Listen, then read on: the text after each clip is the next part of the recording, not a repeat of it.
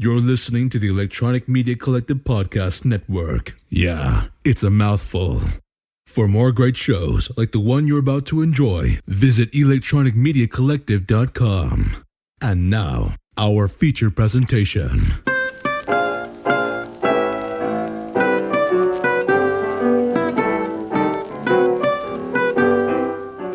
Hello, and welcome to the Middle-Aged Movie Reviews Podcast. Three guys saying Merry Christmas, Movie House, Merry Christmas, panelists, and Merry Christmas, you wonderful, dedicated listeners. As always, my name is Tim, and my podcasting partners are... Matt. Joey.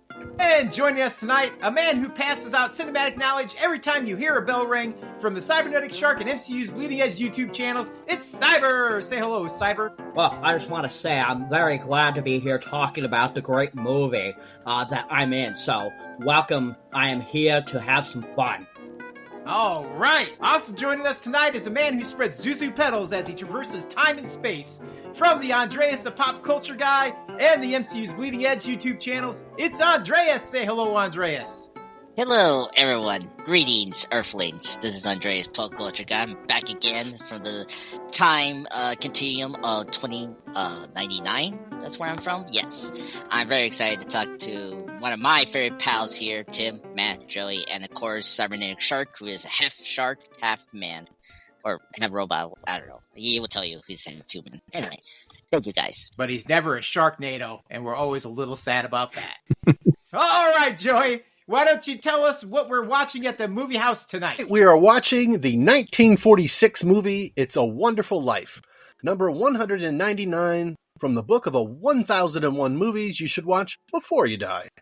Written by Francis Goodrich, Albert Hackett, and Frank Capra. Directed by Frank Capra, and starring James Stewart, Donna Reed, and Lionel Barrymore. Well, thanks, Joey. But hey, before you step away from the microphone, how about you tell us, when was the first time you watched It's a Wonderful Life? Probably on terrestrial antenna. Because as you guys know, for a long time, for decades, it was in the public domain, and it was on every fucking channel that wanted to play it for free. And so you watched it. And you watched it, and you watched it. Today we have TNT playing, it's a Christmas Story, 24 hours a day. But no, it used to be It's a Wonderful Life, probably for about, 3 days out of the year? The days leading up to Christmas and all day on Christmas. And it was just boom, boom, boom. It was on TV. Like, I remember changing channels, and I would see, like, it would be at different points of the same movie on 3 different channels. Yep. I totally agree with you. I'm the same way. I saw it on the old television, the 26-inch, tube TV, and yeah, it was like on every channel. It was even on like the PBS channel, which I thought only like the McNeil NewsHour played on the PBS channel, and Doctor Who. But yeah, how about you, Joe? I'm sorry, Cyber. When was the first time you saw It's a Wonderful Life? Well, actually, my first time watching it was just Monday for the first time. I had not seen this movie before. What? And so I remember it being on TV back in the day and stuff like that, but I wasn't allowed to, at that time, to watch any Christmas movies, anything that had to do with Christmas, so I didn't get to watch it. I saw bits and pieces as we were popping through channels, but unfortunately I never actually watched it. So I watched it for the first time entirety just on Monday, and it was a really fun time because I love these classic films. I'm a huge fan of classic films. One of my all-time favorite films, of course, is 12 Angry Men, and I've seen a lot of Jimmy Stewart films over the years. Harvey, he was in the first Thin Man film. Second Thin Man film. And he had a great career. He was always fun to watch, and I had seen him in plenty of things. So I was really shocked I hadn't ever seen this one. And then getting to watch it finally, I was very happy to finally watch it. Because you just get to that point where you're watching so many movies and catching up with so many movies, you just can't get around to all of them. So I finally got around to this one. And it's a great pleasure. I own it on 4K. And I got to watch it in glorious 4K, and it looked amazing for being, almost 80 years old. And, it was really fantastic. And of course, it helps me to work on my Jimmy Stewart, As you know, I like to work on my Jimmy Stewart for a lot of things here. And next thing I know, I'm watching myself on TV and I'm like, holy crap, I actually did that. So I think that is really fun and enjoyable first time viewing it. Awesome, Cyber. That's really cool. I'm looking forward to getting your insights as a first time viewer for It's a Wonderful Life. I can't help but feel a little sorry for you too, because you sound like you led a sheltered life. This is like the third or fourth time you've been on our show where this is the first time you've seen this movie, which is fantastic. You get that first feeling, but it's like, man, it's kind of taking a little bit on my own childhood. I feel bad. Can I mail you like some old VHS copies of something so that you can feel what it was like to take the VHS tape out of the case? I would love that. All right, Tim. How about you? Were you like Joey and I, and did you watch this ad nauseum on TV, or was there somewhere else that you had seen this movie for the first time? Oh, yeah. Come on, let's face it. I'm the oldest guy in the room. And 13 channels, 18 channels, you turn every one of mine. I was like, oh, Mary. Oh, what do you mean you're an angel? Feliz Navidad, say, like be on the Spanish channel too. That's my horrible Spanish. So I apologize to everybody out there who speaks Spanish, it was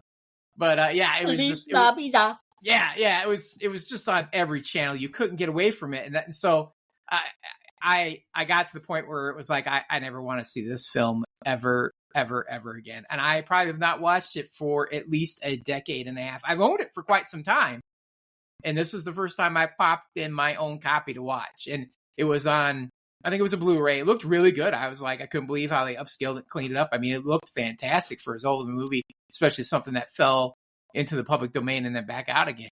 They did a nice job cleaning it up and everything. But yeah, it was just a Wonderful Life overload. I'm like, it's a crappy life and it's a crappy story and I never want to see it again. You just couldn't handle it. It was too much. So, but I did enjoy watching it. Now that I've stepped away for a good decade and a half, coming back to it, I really enjoyed it. And Joey, I realize now, I know that like this is one of your favorite movies, and I know why. Like, not only is it a great movie, but it has a very Twilight Zone moment towards the end. And I was like, oh my God, this is why Joey likes this, because he's such a Twilight Zone fan. Like it turns from being like a Christmas special into like, join us, if you will, for a moment for a man named, for a man named George Bailey, who's about to take a turn into the Twilight Zone. It really does. It just has that entire feel like, so, but I don't want to go too far down that road. But yeah, I was like, wow, I totally get it now. So. But yeah, glad I watched it again. I really enjoyed it. Now as an adult that's been able to step away for a while. And I think in small moderations, I will partake again and again. Awesome. Yeah, there is that slight feeling. I would lean more towards maybe Night Gallery as opposed to the Twilight Zone. Nah, who am I kidding? It's Twilight Zone all the way. Yeah. So you mentioned it was even on the Spanish station. So let's swing over to our resident Spanish speaker, Andreas, the pop culture guy. So Andreas, in your best Latino accent, can you tell us the first time you saw A Wonderful Life? I mean, I had to speak English. I'm half bilingual. I'm so sorry, folks. I disappointed the Spanish. Oh, damn, man. Yeah. So that I didn't offend you when I butchered it so badly. You were all right with that then?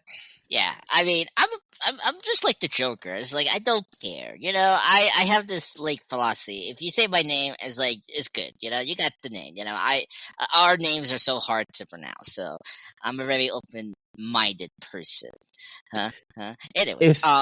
If we say your name 3 times, are you going to appear? Oh, wait, that's a different movie. I'm sorry.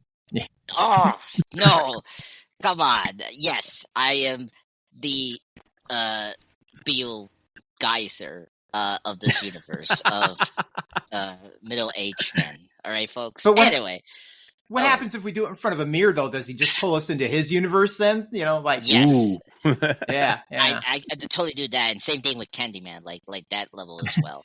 I'm a very powerful, powerful, demonic Latino person. So sadly, I just had to, confirm people here, just like Cyber here. This is my first time watching this film. I mean, look, I'm a movie guy. There's so many movies you have to watch. And for Christmas movies, it's like I got a list, okay? I need to watch The Year-Round Santa Claus. That's my top priority, okay? I had to see my Frosty the Snowman. I had to see Rudolph the Red-Nosed Reindeer. Well, not really, because I just watched Shiny New Year. That's a better movie. But anyway, that's not the point there.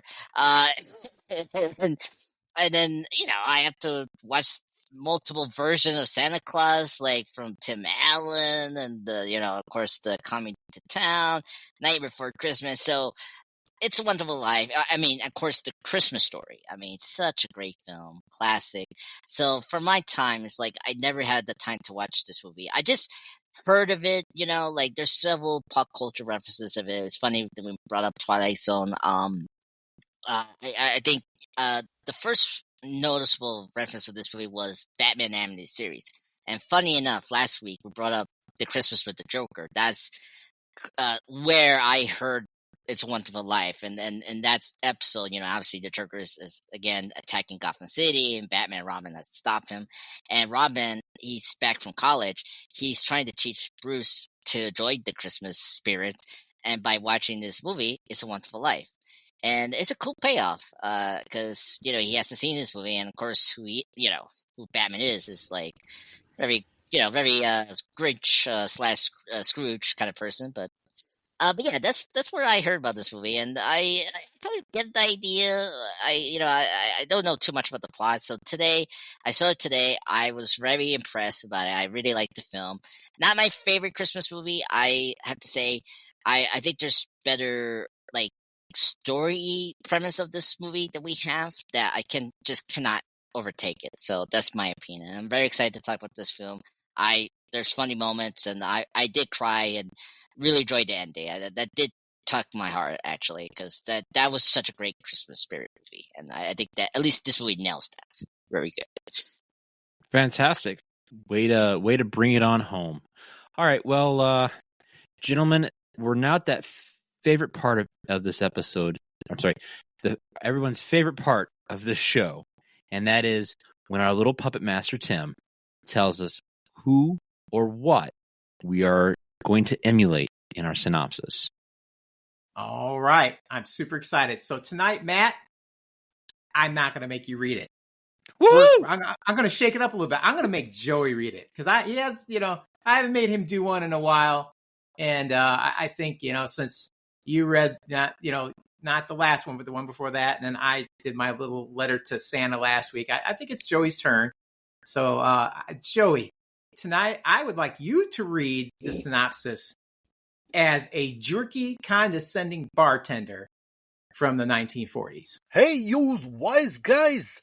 I'm Mr. Potter's favorite garlic eater, Nick the bartender. What do you know about George Bailey? I tell you what, he's got some serious financial problems, and he's thinking about ending it all, and of all days, on Christmas Eve. Two pixies tell George's life story to Clarence, Angel second class. As George is about to cash in his chips, he ends up rescuing Clarence, who cannonballed into the river. The Angel Clarence pulls a Twilight Zone on George, showing him what his town would be like had his mother never pushed him out of her garage. George learns that he'll drink a cup of kindness yet. Now that's a drink we don't serve here. That's it. Now out the door or through the window. Very nice, Joey. Very nice. Very Yes, nice. that was excellent. Wait Excellent. a second. We got to do this Right job. We got to do this properly. Oh, it would help if I play the audio file live. There we There go. we go. And for all of you Italian Americans that were offended by that, it's actually Mr. Potter who calls them garlic eaters in the movie. Great for pointing that out. All right, gentlemen. Well, this is this is our Christmas episode, and as usual, we'll be dealing out points tonight. But these points are actually going to be little bell rings. So the one with the most bell rings gets the most angels to get their wings. All right. Nice. But are we going to make Cyber throw down some logic every time we hear a bell ring too? Like, are we going to, Maybe. All right. So Tim, Joey, Cyber, Andreas, are you guys ready to talk about It's a Wonderful Life? I believe I am ready, sir. All right. Waited a decade and a half to get back on this horse and ride it. So, all right. So it's Christmas Eve, 1945. In Bedford Falls, New York, George Bailey contemplates suicide. The prayers of his family and friends reach heaven, where guardian angel second class Clarence Oddbody is assigned to save George in order to earn his wings. Clarence is shown flashbacks of George's life. He watches 12-year-old George rescue his young brother Harry from drowning in 1919, leaving George deaf in his left ear, which is, I would have to say, the running Chekhov's ear in the movie. And then George later saves his pharmacist boss, Mr. Gower, from accidentally poisoning a customer. So before we get anything further into the story, let's go ahead and take a look at these scenes and take a look at the opening. So right off the bat, we open up with this bell ringing from like what would I assume would be like a church or something, and then we get some art and some classic 1940s, 1930s title cards of someone like almost flipping a page, very reminiscent to our wonderful review of The Adventures of Robin Hood. So what did you guys think of our little introduction into It's a Wonderful Life? And I'm going to go over to you first, Cyber, since you are our resident Cyberpedia, laying down the facts, letting us know about movies. What do you think of the opening to It's a Wonderful Life? So the opening to A Wonderful Life is very sad. I mean, they start this, movie off very sadly, if you think about it. And, the fact that, he's, George is contemplating suicide. We start off right, and his family's praying for him and stuff like that. And then these angels are talking about, having to save him. You're like, wow, this is kind of off to a sad start. But even though it starts off sad, the presence of bringing, kind of George's story kind of to life, giving us the example of him saving his brother, saving the pharmacist boss he had right at the get-go for this film, that kind of gives you kind of hope for it, and that there's a lot, to this beginning. There's a lot to unpack, and you're kind of like, wow, this is really deep right off the bat. And that's one of the great things about these classic films, from the 40s, 30s, 50s, even 60s, and, so on. A lot of them had a lot of great deep thought. And I felt that, It's a Wonderful Life started off that way, very powerfully, and giving us kind of this really good picture of what we're dealing with here and what George is dealing with. It was kind of funny. I was researching, all the actors and actresses from this film, and the directors, producers, all that kind of stuff. And unfortunately, for majority of the part, because this movie is 80 years old almost, majority of the people are dead from this film. But, the one thing that was interesting to find out is that a few of George's kids are still alive today, which I thought was kind of interesting. But the young man that plays young George actually went on to do a few other things later on when he was older, and he actually turned out to be a pretty decent actor. And I thought that kid did a really good job at this part. And especially when he's dealing with the pharmacist, his boss there, and, having to, say, I didn't bring it because you accidentally put the wrong thing in there, sir. And how he reacted to the two different girls that come to the soda shop to talk to him and stuff like that. And I thought that he just did a really good job, and I really enjoyed that. But really solid, strong start, to the film. You kind of get the three angels, or the two angels and God maybe, talking to each other, as we mentioned before. That was kind of interesting how they had it, where it was like the space, like it's supposed to be up in the sky, and then the 2-3 dots, and they're talking. Each time they talk, they lighted up, and I thought that was kind of cool. Kind of make me think of a baseball diamond a little bit, almost Angels in the Outfield type of feel. And I thought that was really fun listening to those three actors speak, and I thought that was really fun way to start the film as well.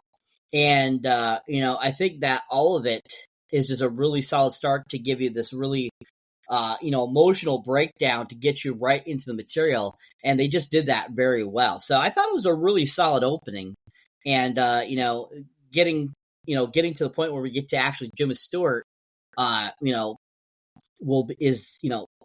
get to that, but it's so much fun. The kids and stuff like that play the younger versions of these characters, they all did a really good job. And all I can think is, I'm sure Jimmy Stewart was like, I did such a great job. I love what they did with it. And I just thought that, that kid that played me as a young boy, he just is a master actor, I think. So I think he did a really good job. So anyways, really solid start to the film. Very sad at first, but as we'll go on, it'll get better, but really solid start. You're muted, Matt. We can't hear you, Matt. I got Jeff. Wonderful. Thank you for that wonderful insight and that view of as the first time watching this film, what you thought of it. I'm gonna go over to you, Joey. Joey, what did you think about? You agree with Cyber that they really showed George's character as a young kid saving his brother in that? What was your thoughts this whole opening sequence? There's a lot of drama. There's humor in there too in the soda shop with she goes, well, you like all the boys. He goes, what's wrong with that? And then the cuteness, whispering in her future husband's bad ear that, she'll love him till the day he dies. Well, it's not such a wonderful life all the time. You get hurt saving other people. In his case, he lost hearing in one ear. I don't know how that works, but maybe he just gotten really sick and had some, I don't know, earache from hell. But it's dramatic seeing him rescue his brother and them doing the chain gang, and it's really disturbing seeing Mr. Gower lose his shit drinking and accidentally poison a kid in his old apothecary or whatever the fuck drugstore he's got running there. While George is like, well, what do I do? It's a little kid dilemma. He goes to ask his dad. His dad's too fucking busy, and he gets the idea to ask his dad from seeing was it a cigar ad? Ask dad how great these are. There's something really questionable ad that he's looking at that gives him the idea to ask his father for his advice, and then to see him get his ear clapped. Oh man! And it's bleeding. I don't know if it's Hershey's chocolate syrup because they shot in black and white or whatever, but Mr. Gower slapped the fuck out of him. Actually, and in the bad ear. It's not chocolate. He so the actor H.B. Warner was really drunk. So he's really racking up on that kid that's playing the young George. Like when he hits him in that ear, that's real blood coming out. He hit him that hard. Then he would have permanent hearing loss for real. I don't believe that shit. Well, yeah, not always. You can take eardrum can take a lot of abuse. But he might have ruptured the drum and then it healed back. But yeah, supposedly that guy was actually drunk and he hit him, he tooled him up, and during that scene method or whatever actor. It was. Yeah. He definitely does look drunk in the scenes later in the alternate universe. Which, by the way, Frank Capra invented the multiverse. So you can blame him. Was it Frank Capra or was it Clarence? Clarence didn't write the movie. Okay, all right. Well, how about you, Tim? What did you think of young George Bailey and his character intro? This show's really cool because it does things I've never seen in any other movie. It starts off with the whole prayer thing at the beginning, and you're not even really sure. You hear a bunch of voices, you're like, what am I hearing? You're kind of listening a little close and stuff, and you're trying to figure out what that's all about, and you realize it's prayers. It's a bunch of people's prayers, about this character that we're about to be introduced to. And so I thought that was just a really cool way of doing that. And then where do we go from there? We get the shot up into the stars. We get to, listen to two angels talk about it, which I thought was very cool too, with just the yeah, it's like Cyber talk about, like, it's just kind of stuff they did in the 50s. Like, they got the little stars, like each time they talk, they'd flash and stuff like that. So it was a cool way of introducing a couple angels without having to actually introduce a couple of angels. I mean, no actors or anything. It's just some voice work. And I thought that was really cool too. And as we keep going along, and this is kind of a montage. This is like a very early montage, except it's a long form montage. It's not that 80s fast montage with some real fast music to it. It's a little bit longer to like kind of demonstrate his childhood, and then we get to get a lot of character development in a very short amount of time, and a feel for the way life was there. I mean, we get to see a very young George, and we get to see the strength of his character, between like taking care of his brother and rescuing him, going along, and he saves basically his boss, Mr. Gower, because he realizes that he's giving this kid the wrong drug and is going to kill him and stuff like that. So, this kid, for as young as he is, has got a lot of character. We get to see the innocence of the youth, like when the kids drop him off and they toss him in there and go get to work and stuff. And the little girls are sitting around and they're talking like, oh, I like him too. And things like that. And she, as Joy points out, she gets to whisper in his ear, like, I love you forever. And that girl's like serious, because he leaves and comes back. She's still waiting. Like, she's just hanging out. She's hanging on every word. He's talking about, I'm going to be an adventurer and I get the special magazine. And so it's very, very cool in that regard too. And we get to see something here that we never got to see before. This is the first film to ever use a freeze frame. When the angels stopped to talk about him, we're going to talk about this guy, and they did that freeze frame. First time ever done in a movie, hands down, period. So kind of cool that was a first time. Not that that's a major thing, but a lot of directors afterwards like, that's pretty cool, I'm going to incorporate that. So you see it here first, folks. This is where it happened. But it's just, it's a really, really neat way to do it. And I couldn't believe when I read up that one actor was tooling up on that kid. I couldn't believe it. I guess he had to console him a bunch afterwards. You'd think so, because he really was racking up on that kid hard. But it's hard to believe they let things like that happen back then, but I'm pretty sure they did. It's not like today where everybody's protected and you don't do things like that. They would do things like that to get reactions out of people. It's just what they did. So yeah, the whole child labor laws tend to be a little more flexible back then.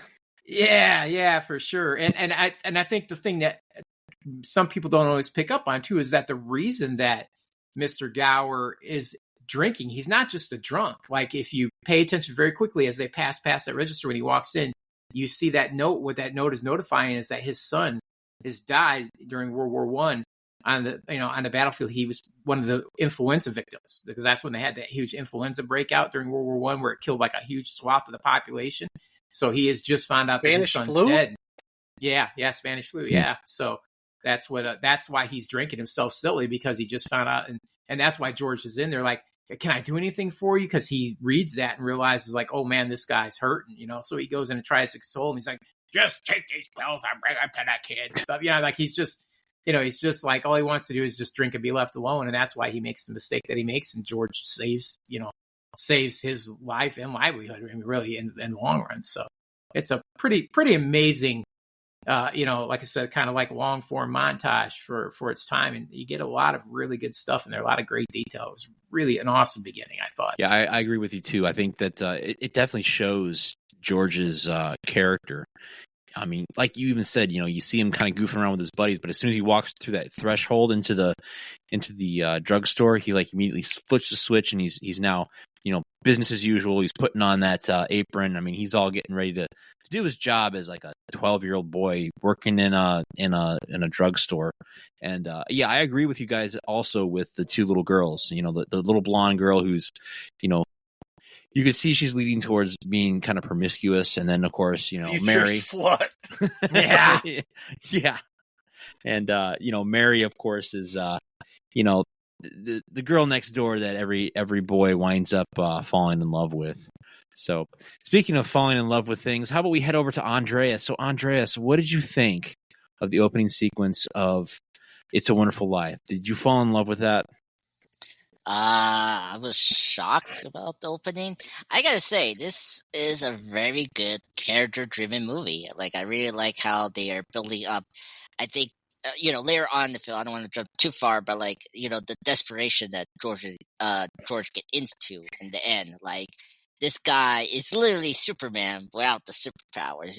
Like the fact that he affected like everyone in their lives is kind of cool. And you see like I agree with Tim here. It's like this is a very rare thing to see like in Hollywood movies at this time, to see our characters vulnerable and like get like affected about their choices they did. Like I really like the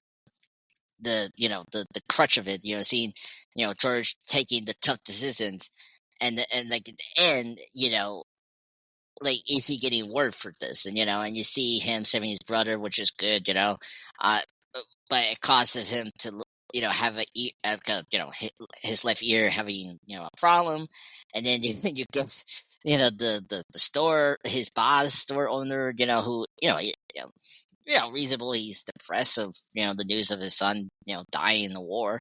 I think, right, in that letter, and then of course George seeing what he did was a mistake, and then all of a sudden this guy just starts to beat him up or talking him. It's like, whoa, like I can't believe we even see that in the 40s movies. I was like, whoa. By the way, great performance there. I mean, that kid just nails. I was like, that dramatic performance right there. Like it's so powerful, and it's like, wow.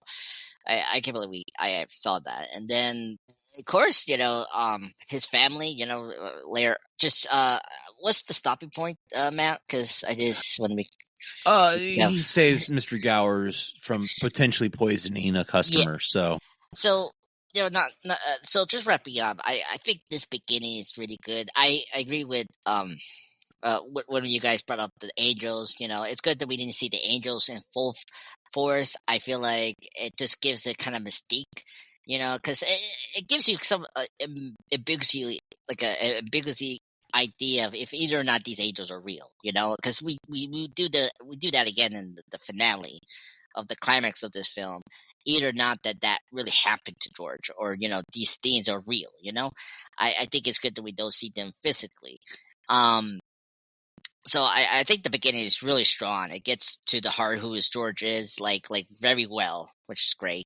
You see his his good nature and him facing these tough challenges in life, and the fact that he's very mature. Helen is pretty cool. So yeah, I think this beginning really hooked me, and I was like right into the film at this point. Awesome. Fantastic. Well, gentlemen, before we move further on, let's go ahead and take a look and see how many rings everybody got.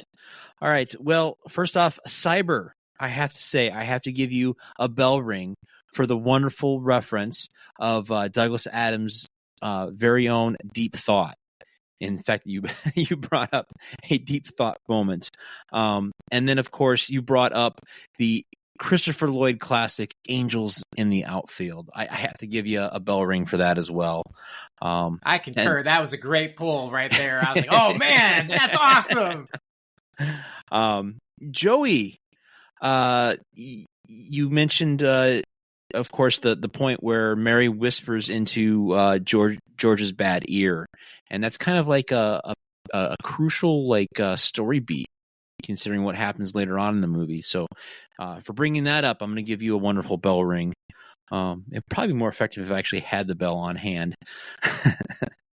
And then, of course, I also want to mention, Joey, you did bring up the bleeding for the bad ear because he was so drunk and he was smacking him around.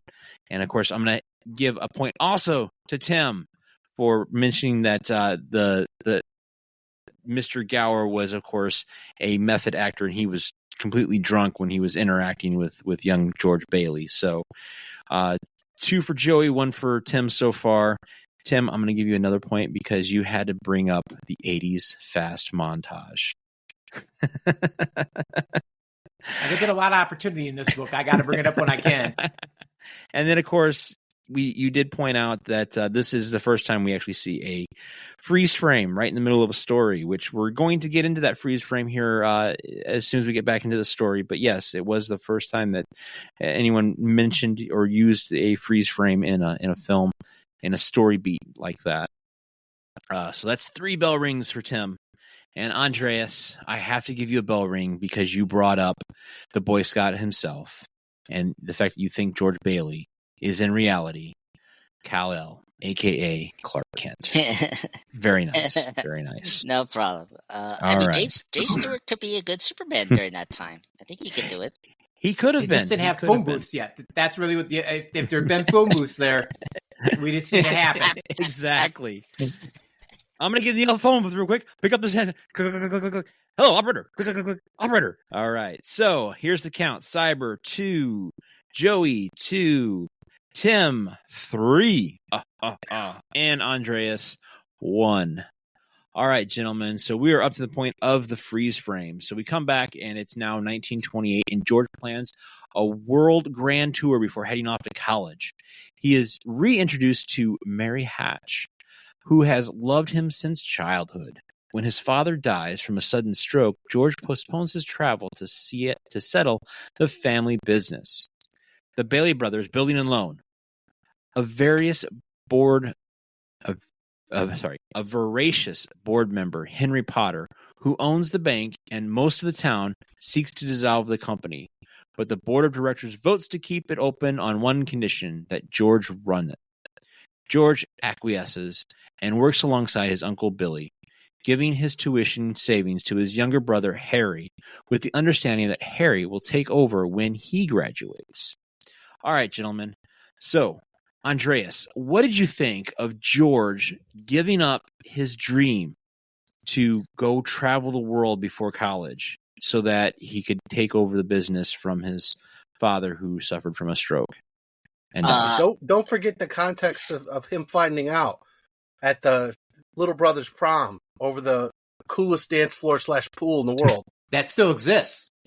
That's still actually it's an actual pool at a high school. It's one of the only 2 locations that they filmed this at that still exists to this day. That pool still functions. The floor still slides back. It's still there. That's pretty cool. I think this is I mean, you thought the beginning was like kind of rough for him, losing his ear, like his hearing in his left side, and then getting smacked crazy with the bars. I mean, his dad dying is like, come on. And speaking of Superman, like, same thing. It's 1978 film. His dad dies of stroke, and then conveniently, now think about it, his dad as well here dies of a heart attack. Man, this guy is just not having a good time. We've all been like that with James. George, the character, we have our, desires or dreams in life. And, sometimes it takes a different path. And I can relate to that. Like, I mean, I wasn't supposed to be a YouTube, person. I had the desire to become a filmmaker. That was like my dream. But, things, kind of happened, and so I had to, like, change course.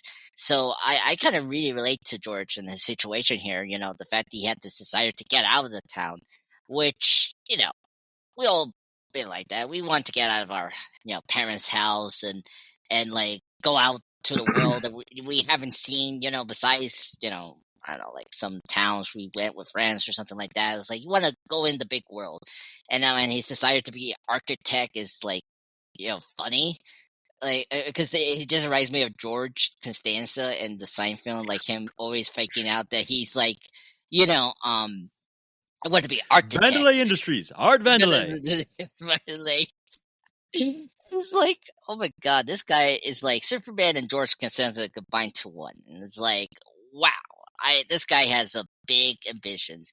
But he's a good-willing person, just like his dad, and I kind of like that. And he did the smart and, the satisfied thing to, keep the bank going, because we get this douchey villain, basically Lex Luthor here, no offense, played by the wonderful actor Lana Barrymore, Mr. Potter, right?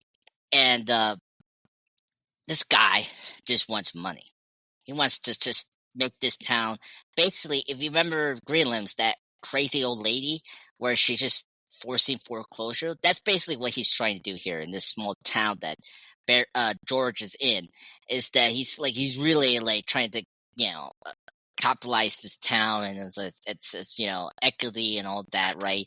Trying my best with the business stuff here, but so Mr. Potter is he's the Scrooge of the story, but not having a redemption arc. And where look at George, he's the Scrooge that doesn't have like, you know, hatred, but like he's a good person and he's trying his best to, you know, to go with life here. You know, you see he's good with his mom. He's really supportive with his brother, which I like. I really like that touch that he gave his money and his college toward it, like his college fund, right? To his brother to, you know, have a better life that now he's not gonna have. And that's so sweet and just so sad because George like has so much ambition. And the dad was very supportive of him, and I was very sad that he passed away. And of course, it's very funny. He was with his soon wife Mary, right? Who's very supportive. Really like the character. I like their interaction. I totally forgot. Another thing that I did remember from this movie is the moon scene. It's like, do you want the moon? You want me to last it out? Like I remember that scene. Like I thought it was from another movie, but I didn't know it was this movie. I was like, oh, okay, that makes sense. Yeah. Then she take her robe and she's naked. I was like, what the hell? I was like, okay, scandalous. Yeah, this is where I was like, this is a 10 out of 10 movie, baby. This is like, oh my god, this is what Jeff will like, you know. So just 1940s classic nudity scene, but not, full on nudity. But anyway, chances are she was probably still wearing her bloomers or her underdress. Yeah, but it was very faux pas for anyone who was a bachelor to see her in that attire. Okay, because I'm sorry I'm joking this, but I had a feeling like she was clothed, and I was like, what was the big deal? And now you're spending that, man. I was like, oh, that could be it, yeah, because that was too like, what do you call it, taboo. If you were like scandalous, yeah, as you were saying, Tim, like, you know, she had scruples, Jerry. She had scruples. God, that was so funny in that show. Oh my god. I think what you're looking for is proper women don't show their bullet bras.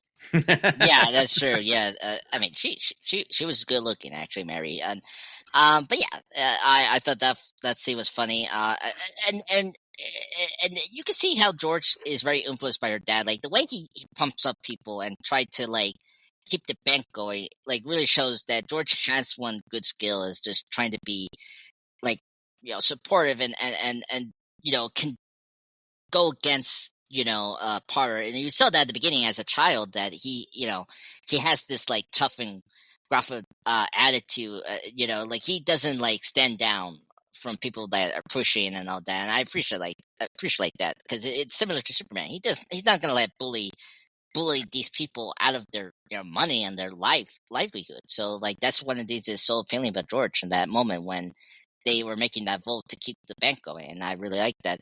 And it was just sad when he got the confirmation that they're only going to keep the bank if he was going to be the was it CEO or I forgot, president. President, thank you. And I was like, oh no. And I think there was that last shot where like he had like the pamphlets he had like South American and all that, and he throws it away. That was such a sad and tragic scene. I was like, oh my god. And just to wrap up, I just want to also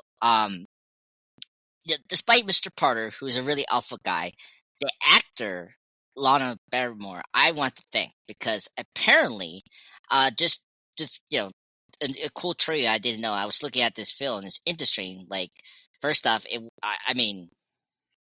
wasn't a box office success, which I was kind of shocked. Like, you think this is the most? I mean, it makes sense. I mean, like Wizard of Oz didn't perform as well, but the fact that the villain helped to convince James Stewart to take the role of George Bailey is maybe the greatest thing because James Stewart apparently in interviews, if you check out his love of this movie, because he does like this movie and he does cite that George Bailey is his very character he ever played, but he was very unconfident if he was able to do this role after returning from World War II. But remember, some of the actors during this time did join in the war, and it's really cool to see that the villain talked him to join the production, and it's good because he's the best theme of this movie, and he's the heart of the film. You know, James Stewart. I think this is his best performance. If you have seen his work from Alfred Hitchcock, like Rear Window or Vertigo, which I've seen recently, he's great in Vertigo. I think he's amazing. But yeah, so I think this section is how you say it. So the first part. So speaking of Superman the movie, first part is Krypton. but basically we're in just still Earth, and I don't know what time we're in. Then this second part is Smallville, and like we get his dad die, which is the turning point of George's Hayes arc of self-sacrifice and like helping the little people, and I think that's where we start here, and he continues to do that throughout the film despite the hardship he's going to face in the film. That's all I had to say. Okay, so Andres, you've really milked the Superman references. So you're only going to get 1 point for the Superman thing, okay? You can stop it. We get it, okay? George Bailey is Clark Kent, who's really Kal-El, who's really Superman, and James Stewart is an American hero. Okay, we get it. All right, I'll give you a point for that. I think I can milk out one more Superman reference later in this. I'm going to write myself a note, and I'm going to pull it out.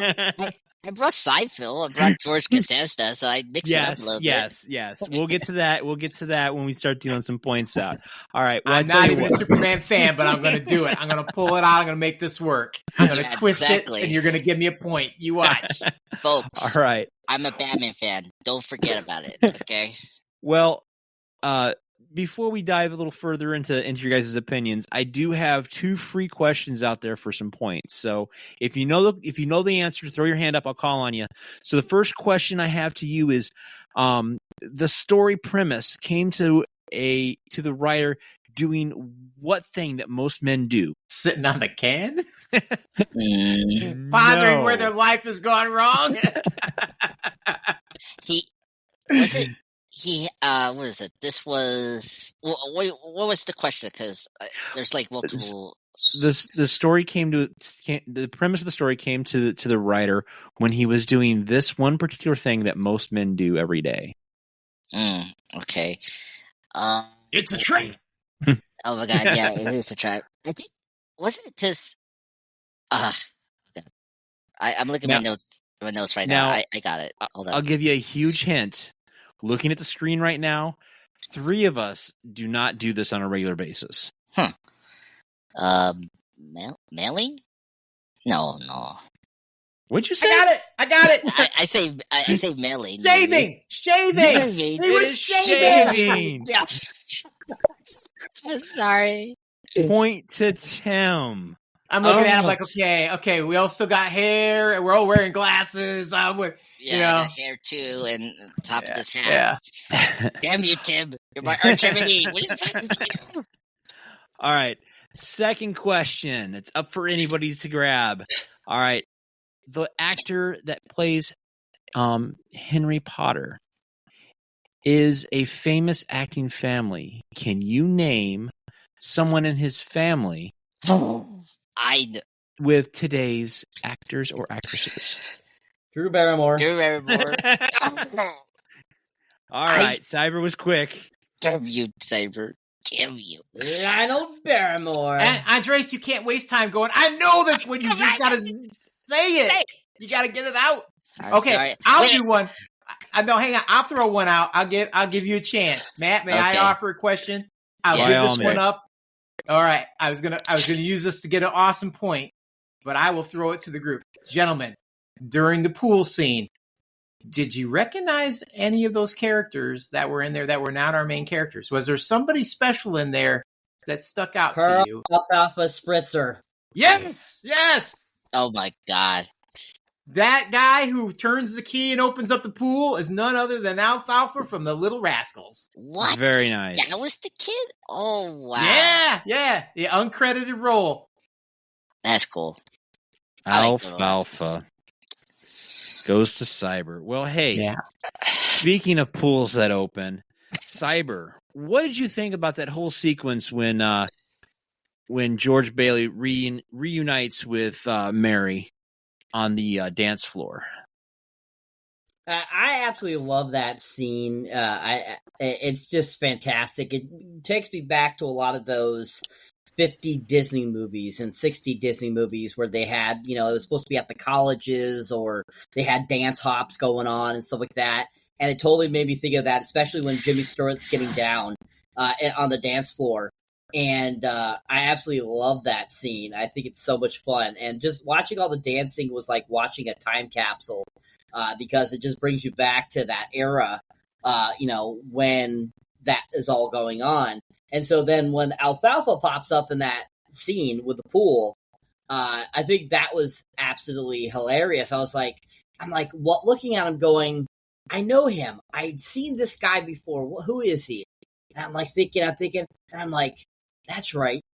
Alfalfa was in this. This was one of his other acting credits after he became an adult. And I was like, oh my God, that's Alfalfa. I'm like, that's so freaking sweet. And, but like this whole section is interesting. Simply the fact that, George gives up that dream of traveling, for Mary.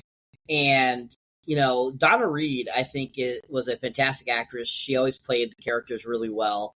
And, her playing kind of that love interest character, I thought her and Jimmy Stewart worked really well together, except for when they were kissing. I feel every time I watched them kiss, it definitely looked like she did not enjoy it, and he was like into it, but she was not into it. So I'm not sure if there's a story behind that. I haven't read or seen anything about that, but I'd be interested to find out if there was like something like, she was just married at the time or something, and she didn't like kissing scenes or something like that. I just think it just didn't look as realistic as you would say, as like if you were somebody that you've been in love with this man since you were a kid. It just didn't look like that kissing to me. So I always felt that the kissing scenes were always kind of pretty weak there. It just didn't look, realistic. But that was kind of how they kissed back in those days. It was kind of that's how they did it. But yeah, just like watching Jimmy Stewart dance to the floor, especially doing that one move with his legs, was absolutely freaking awesome. And I was just thinking to myself, I'm like, wow, that was happening almost 80 years ago. That's awesome to know that's an 80-year-old dance move. I've never been able to pull it off. That's so sad. That's too bad. I've accomplished it once. And so like the whole, like everyone was mentioning how that pool scene is so cool because of that, gymnasium having that actual pool there and it's still being used to this day is so cool to think about that. Whoa, that's actually a real thing. You're like, how many schools do you know that have that? None. Like, but of course, this is LA. This is Los Angeles. So what would be the one place in the United States that would have fancy pool with it? An LA school would. So that wasn't as shocking, but the fact that it's still used today, I think is really cool. But that whole scene, after they leave the dance, after they have fallen in the pool, and Donna Reed ends up in the bushes is absolutely freaking hilarious too. Cause this is kind of where the film, like from the point when we're like seeing George as a kid to him being, in, going to college, is kind of a lot more happier time than how the film starts off with. And so that it starts to pull the movie in. It gets more entertaining, more fun. It gives you a lot of great little aspects into George's life and stuff like that. And I just think they did a really good job with that writing and everything. And something I read before, which I thought was interesting, is before this film got picked up by RKO, and Frank Capra got a hold of it, which he ended up buying it from RKO for $10,000. How much they paid for the script? There was actually 3 other scripts that were created for this film after the book had been published. When RK Radio was going to make the film, and they ended up selling it to Frank Capra. They gave him those 3 original scripts. He actually used a little bit with the rewrites with the other 2 writers and himself. But one person that I thought was interesting that actually had done one of the scripts was actually Trumbo, who we all know is a blacklisted screenwriter that a lot of people had bad tidings with through his career, because he was a huge prolific writer, did a lot of great big movies, and then all of a sudden got blacklisted after the war was going on. So I think that was interesting that he actually was a little bit a part of the writing for this film, because some of his stuff from his draft was actually used by Frank Capra. So I think that was a cool little tidbit. But overall, I think this section is really fun. I thought they did a really good job. This is where we got a lot of great humor, especially, the Bush scene. And, like, how Jimmy Stewart acts in this scene is absolutely hilarious. It's like, I don't know where you went, but I give up. Where are you hiding? And you're just kind of like, she's like, I'm over here. And he's like, well, I'll give you a chance to get your clothes back or your robe here, And, it's super funny. And then he has to be picked up because of his, unfortunately, untimely stroke has happened. So, really, it starts off a really good thing here, and then all of a sudden, unfortunately, then we get another tragedy for George happens with his father and the stroke. So I think that we get a little bit of really fun stuff, and then we get back to why George's life is why it's gone the direction that it has gone in, and I think they do a really good job of adapting that here and giving this really, I thought, really fantastic section of nice, very nice insight. And there is one other thing I did find interesting, especially with you talking the separation of fun and reality in this opening part of this first part of the film. You really do see a lot of how early on in his life he affected the people around him. I mean, as we mentioned earlier, he helped Gower, he helped his brother, and all these are things that eventually come back to be explained later on in the movie. But I just thought it was interesting that everything that's happening now kind of affects the people around him. I don't know if you guys caught it, but the principal of the place had mentioned how George came up with the idea of having the pool underneath the gym floor to save millions of dollars in construction costs. I thought that was another interesting little point. How about you, Joey? Since you also brought up the pool floor, any insights that you have about this particular scene with George and Mary meeting up and the whole dance sequence, as well as George finding out about his father's stroke? Well, I got to say, I think George lied about the cost of that pool. Maybe they saved money on land they didn't need to buy, but to engineer a pool like that, I think would cost a lot fucking more than standard construction. Especially since there's only two that we know about from what little research we've done. I'm sure there's similar things in other countries or something, but that doesn't sound like a normal thing. Speaking of not normal things, if you're, I think George is like 4 years maybe older than his brother, or at least, he might be 20, he might be 22. I'm not sure, but going to, maybe if his brother was only a year younger than him, they wouldn't be upset that that's the 19-year-old coming to the prom. But, I think he's 4, Joey, because that's why he's going to, yeah, we can hear you. I think he's 4 years older than his brother because already his friends are coming back from college, which would mean they all left when they were 18. They're coming back, so that would make George 22. And George is going back to a school dance with his brother's senior dance, so that would make his brother, I would assume, 18. So I would assume there's a 4-year difference then. You got to remember too, Joey. It's a small town, so I mean, there's yeah. But I don't think back then there was probably not a drinking age yet. I mean, we're talking, to the 20s, so we're past Prohibition, but I believe because this would have been. It's 1928 when this is going on, right? Because this movie runs between what's the years 1919 to 1945. So it has to be in the 20s. Yeah. So I think we're solidly in the Great Depression at this point. Yeah, we're at the end of the Roaring 20s. We're just at the start of the Great Depression because it's not until we see the run on the bank that we get into the Great Depression. Yeah, you'd be right. Well, yeah. Cyber's Cyber, you're muted. You're muted. No point can be contested if you don't talk into the microphone when it's unmuted. Prohibition ended December 5th, 1933. So if this is taking place in 1928, which is what the storyline called out, we don't see it in the movie, but the storyline says it's about 1928 when George is planning his grand tour for college. So. And Prohibition started in 1920, January 5th, 1920. So, but when did it end? I think Prohibition's done by now. I don't think it lasted. It lasted till 1933.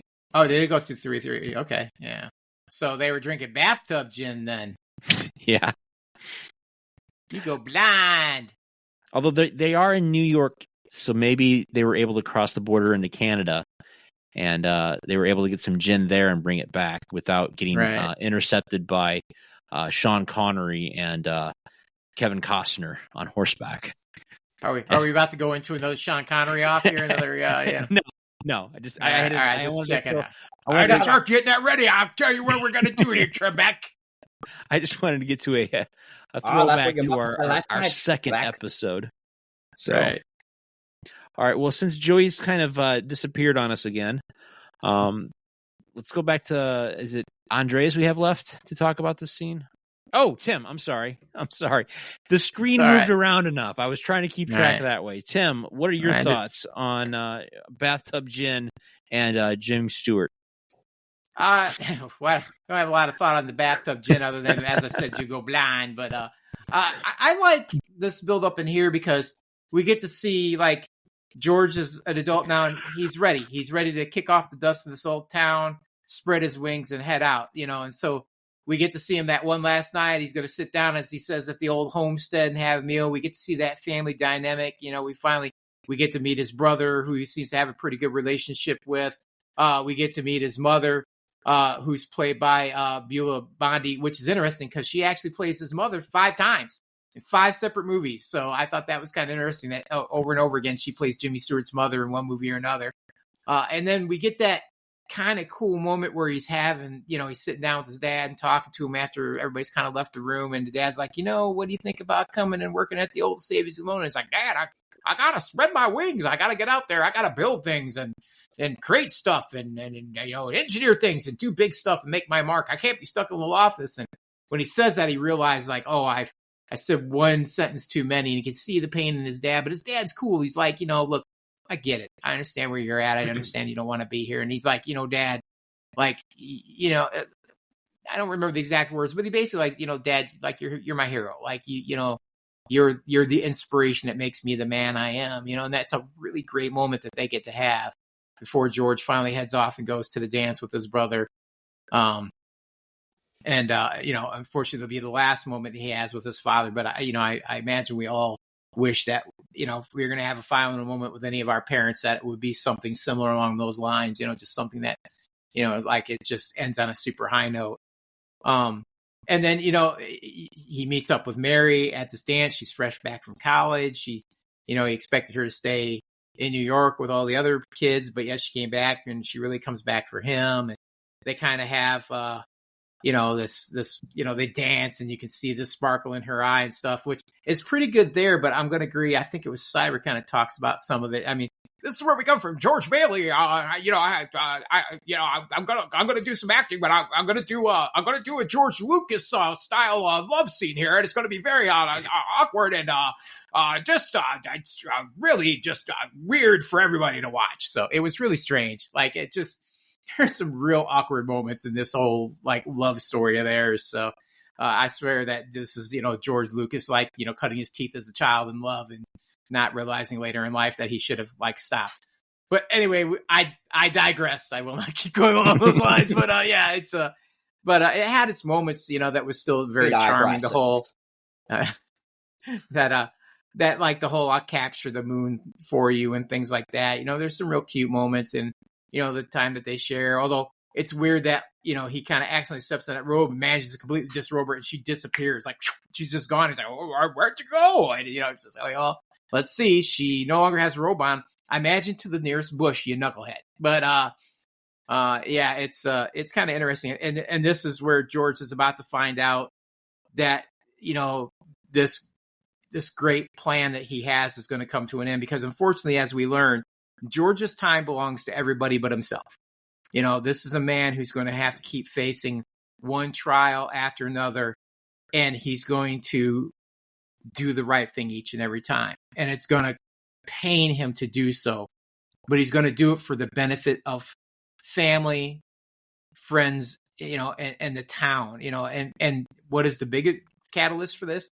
Because we get to finally meet the evil of the town. We get to meet Potter, who, as I think it was Andres, nailed it, hit the head on the nail. Like, this is the Scrooge character. This is the essence of corporate greed. That's what that character represents for us. And he's just super evil. This dude, like, he wants nothing more than to just conquer everything in this town that he possibly can. He is the big fish. He wants to own everything, and he wants to make sure that everybody lives the worst life possible, through his, his basically puppeteering of the town.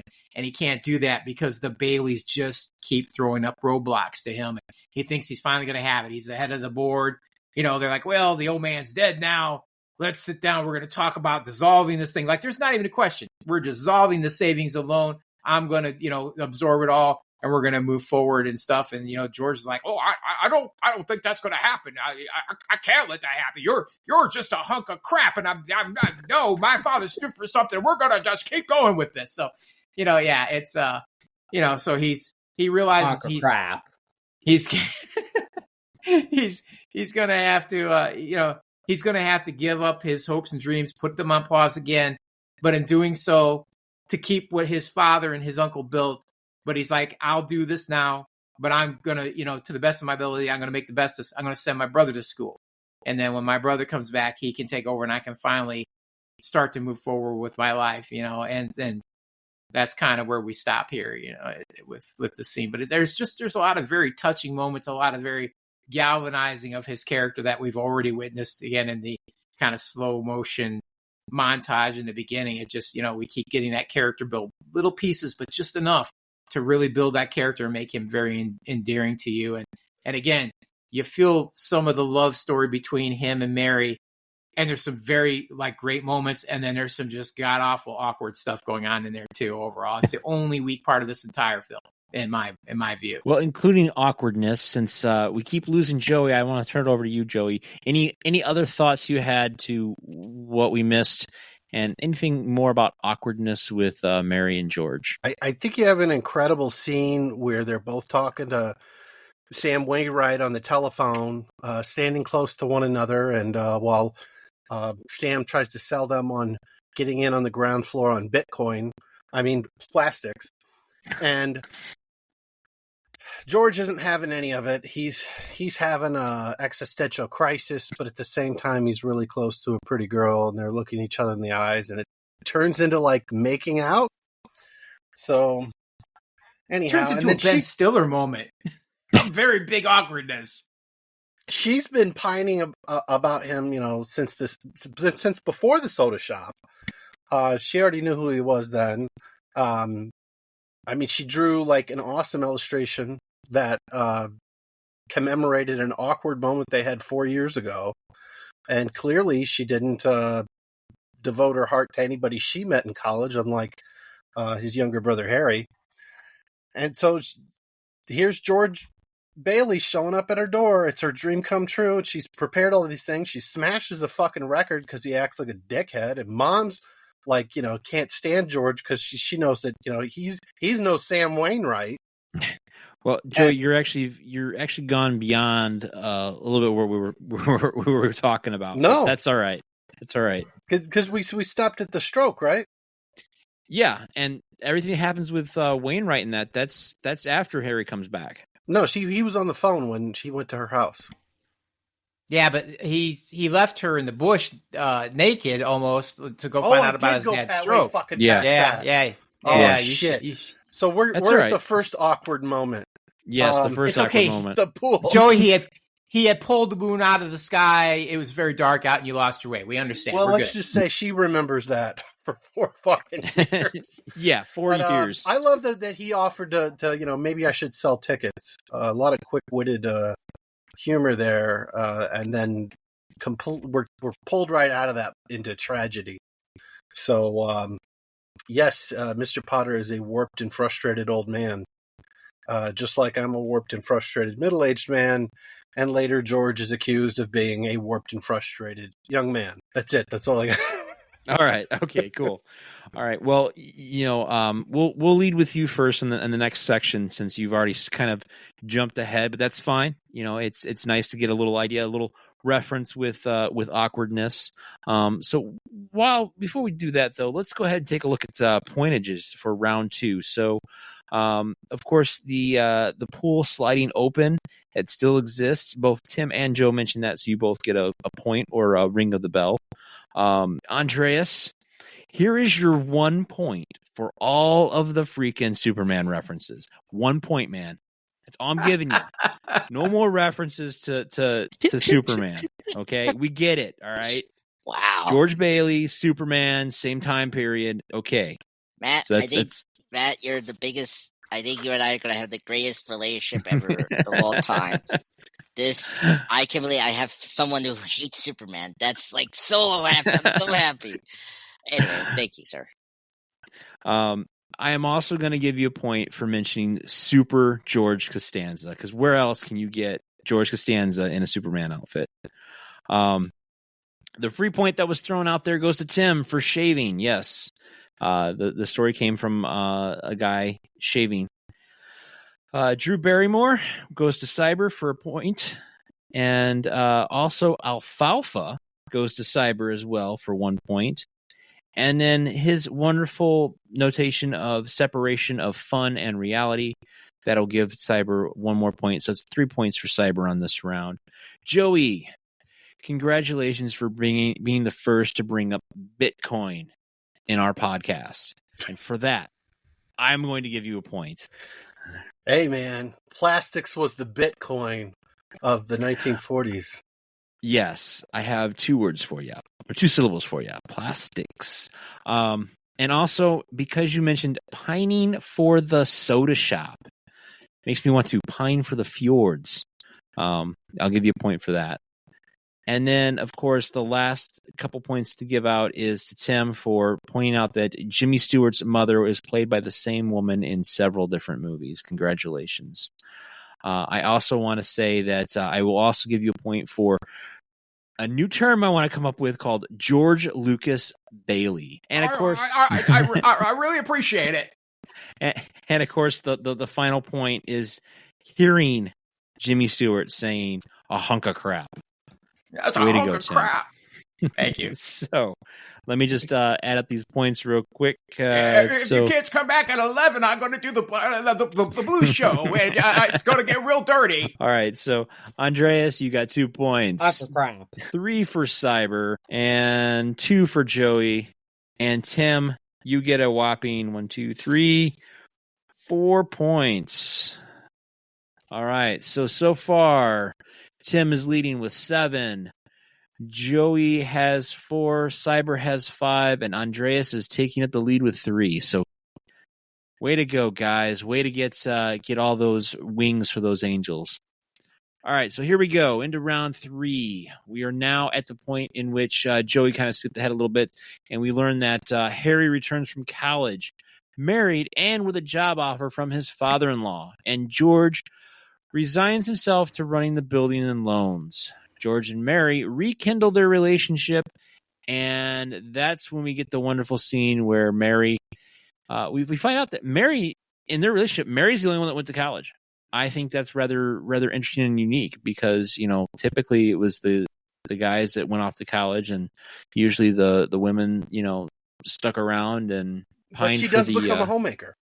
Yes, she does become a homemaker, but she's a college educated woman. She's a mom with a master's degree. Yeah. Hang on. She also refabs houses. I'm just saying. Just there.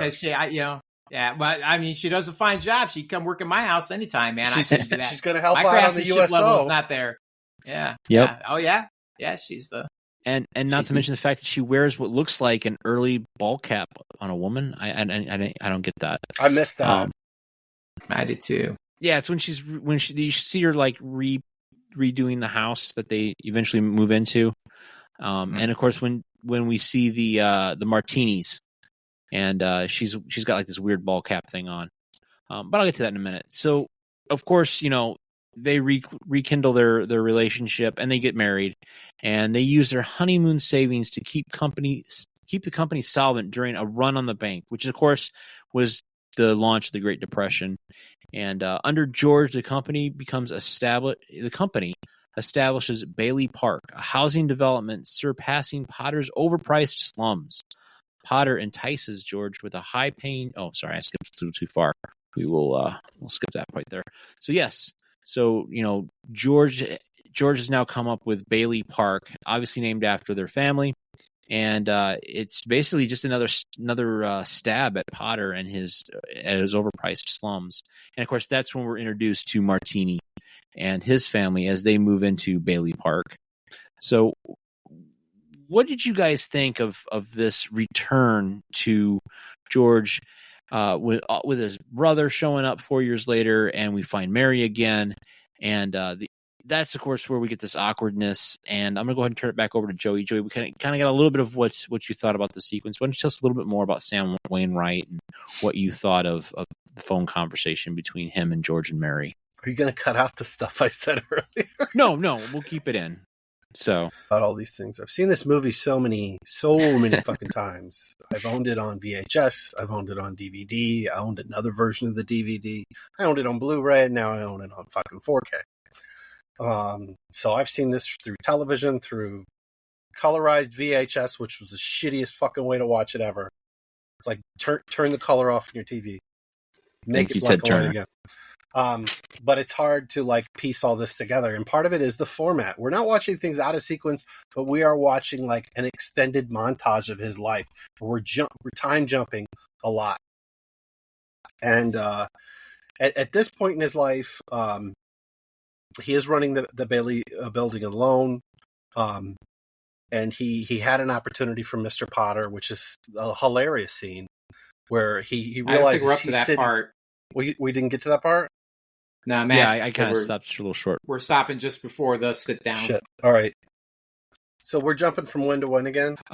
Basically, when the Martinis move into Bailey Park, and where did we Brothers leave off Return before that? Like that's where we're stopping. Brothers Before that Return was when Harry comes back. Okay. It's real interesting to see Harry come back from college, and the way that George like picks up on the fact that like, oh, he's not coming to take over. I'm going to be doing this.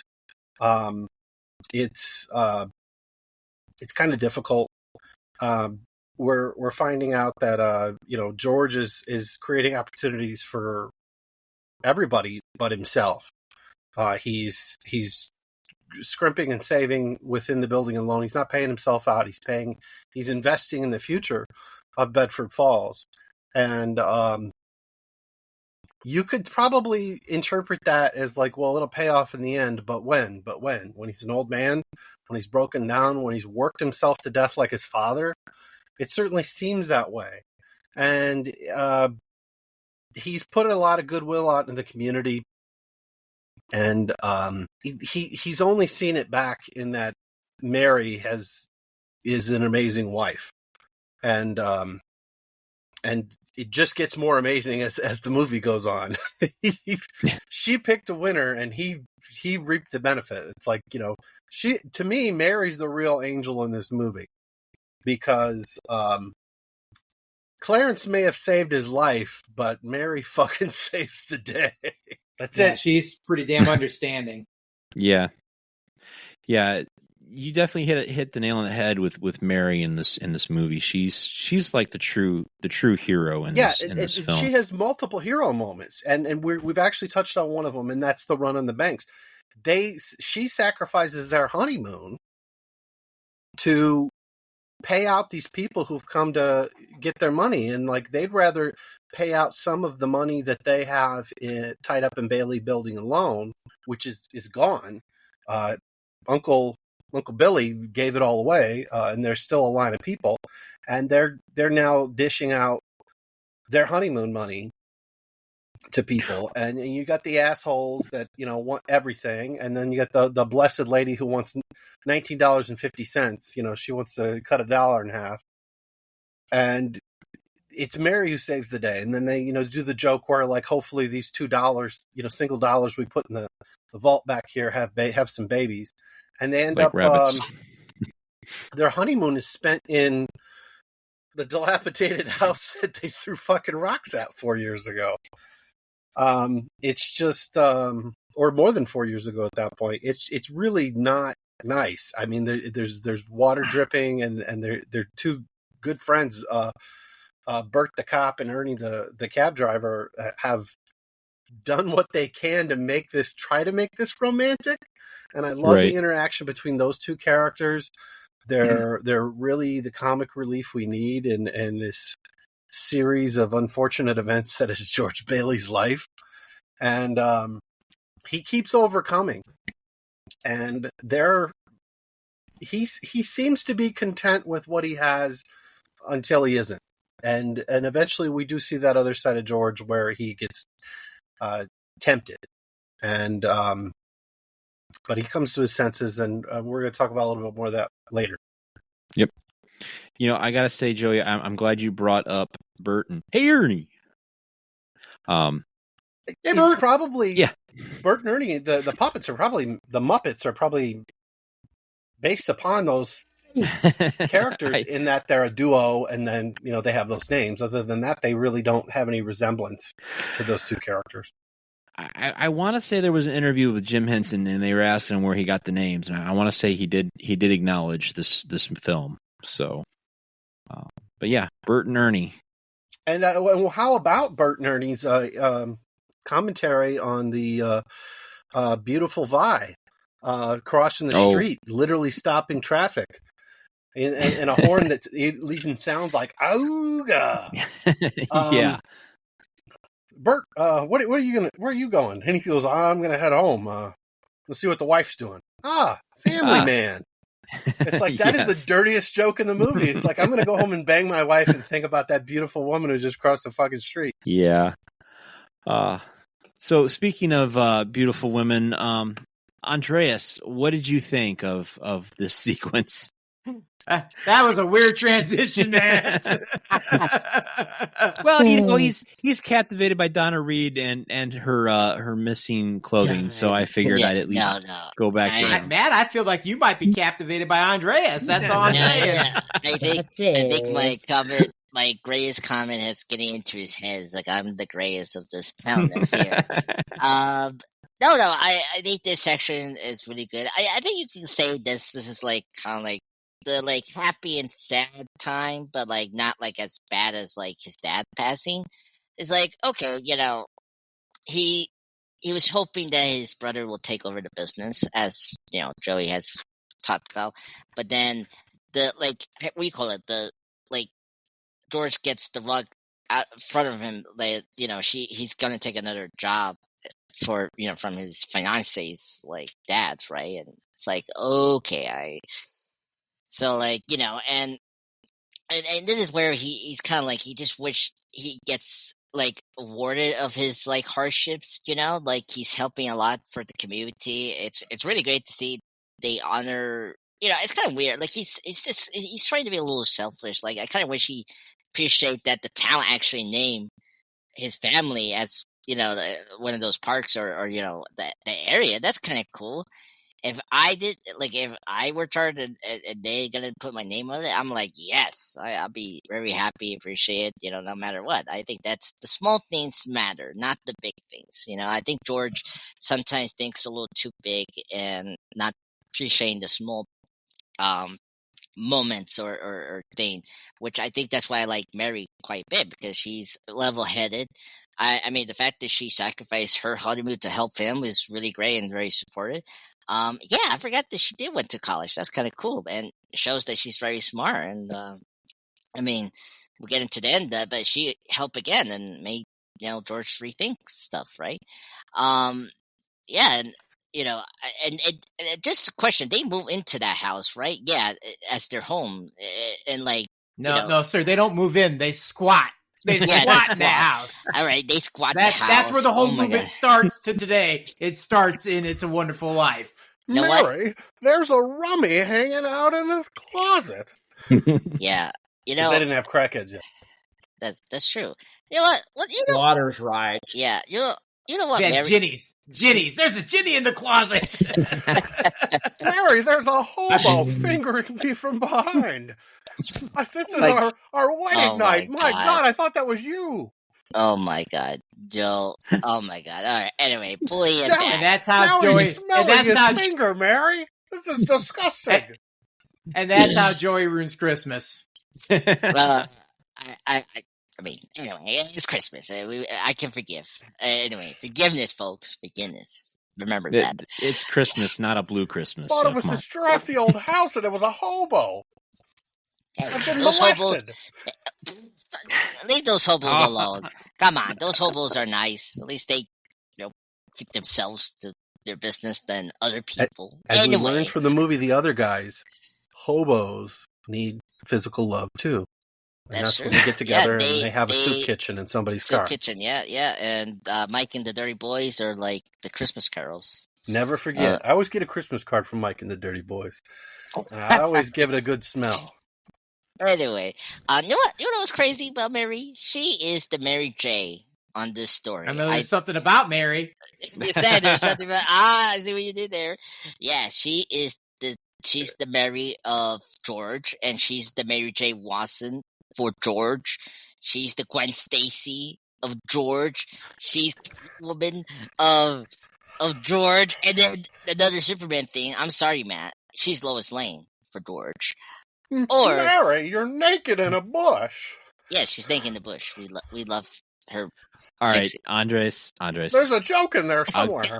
I'll give you. I'll give you a point for trying to connect other comic book characters into the movie. All right. Oh god. Okay. Okay. I'm right. sorry. I'm sorry. Can I put a moratorium on that, or you got another universe you want to pull in here? You got Marvel, you got DC. You want to throw some Image? I was going to to say Wanda Blake to his Al Simmons. she is the Marisa Moting for George here. If anyone understands Andreas, that from Seinfeld. I'll give you all my points if you can figure out how to incorporate Teenage Mutant Ninja Turtles. Well, I mean, she was April O'Neil, and she's actually George. No, you got to dig deeper than that. That's too easy. No low-hanging fruit. You got to dig deep and make it work. Oh my god, Mary, we're enjoying ourselves and consummating our marriage in this old hobo-ridden house, and I got a splinter in my ass. Oh my And there's god. a rat over there. No, oh my god. I think it just made me come out of the It closet. smells like a sewer. Anyway. So what else happened here? Oh, Actually, what was it? You, George? It's kind of cool. I didn't know that Jim Henson named the George two friends of what's their name? Bert and Ernie. Bert Bert and Hey, Ernie. Bert. Yeah, future gay Yeah, icons. That's cool. I like who's Bertie? They're just Bert- adult roommates. Yeah, they're adult roommates. They're not. It costs a lot to live on Sesame Street. That's true. That's why Oscar's living in a fucking trash can. I mean, Be grouchy too. Yeah, I mean, he's actually he's the first hobo puppet we ever seen in life. Actually, that's really anyway. So I actually like those two characters. We never talked about Bertie and Ernie. Really great characters. I thought they really add the comedic aspect of the film. To keep light of the darker, more somber tone that we get with It's Wonderful Life. And I really dug the scene when Mary invites George to the Crumpet house that they throw rocks at the first time they were like walking in together. I thought that was really sweet, and I thought that was so cool because it really brings George to really like Mary at the end. Yeah, this all to say. I am very excited to talk more about the film. I think this section is really good. Showing George kind of getting to the point of being a family man soon. We'll get into, and then I think that's where the movie starts to shine. Gotcha. Well, Cyber, we went off on a crazy tangent there, and I have to ask you, can you bring this train back on its rails and tell us what you thought of George's wedding and the subsequent run on the bank? So, I mean, this portion of the film really kind of gives you more insight into kind of, George's life and kind of the direction it's going in. Now, in this section, we kind of get more of the upper side of his life. We get more happier times. We get, of course, his marriage, but then once we get through the marriage a little bit and, we have the wedding and everything like that, then we go back to him having to take over his family business, which he really doesn't want to do. And so, him hoping that his brother would take it over and everything, it kind of puts a kibosh on his travel plans still. Because if you recall, after he's in the back seat and after they're married, they're talking about, traveling and going places for their honeymoon. And so, of course, that gets kiboshed because, unfortunately, they have to use the money for their honeymoon to put into the business. So it's kind of one of those things that it's ups and downs here in this section, just once again, kind of emotionally putting Jimmy Stewart's character, George, in ups and downs, which really can, screw with your mental stability. And so we kind of get more of an idea of, what's leading George to, what we saw at the beginning of the film about him contemplating suicide. So I think that they did a good job of giving us, kind of that balance of the good and the bad there in this section, giving us an idea of, kind of where George is at and kind of how his dreams get smaller and smaller and his frustration gets bigger and bigger. But at the same time, he has something good in his life, but doesn't realize it with his wife, Mary. And as, everyone's mentioned, briefly that Mary's kind of the real hero of the film. Right here at the beginning, when she says, let's put up our money for the honeymoon to help the business, right there, she starts to become the hero right off the bat. And so I think that, they did a good job of bringing that to life. And, unlike Andreas, I won't use any Superman references or anything like that. But at the same time, though, I have to reference Donna Reed here, that I think she does an amazing job here at this point in the film. And if you look at some of her acting in the section, especially the section where she's talking on to her current boyfriend on the phone, and this is when they finally, George and her, decide to get married, that whole awkward looking back and forth cracks me up. And it's very similar to when she was on the Donna Reed show, when she did her show. She had a few moments that were very similar to that in a few of her different episodes of that show. And so I think that's just how Donna Reed acted. She was kind of that's just kind of the actor she was. Kind of very almost theater quality, where she's looking at dead space basically. And that's kind of how it kind of felt, how she acted in that professing your love scene basically. And I thought that was kind of funny, but at the same time, I think she pulls it really good together as they progress on through this section, where when they end up getting married and then moving into that house, and seeing her in there putting up the wallpaper and all that kind of stuff was really fun too, because that was very common at during that time frame for a woman to be doing in the house at that time.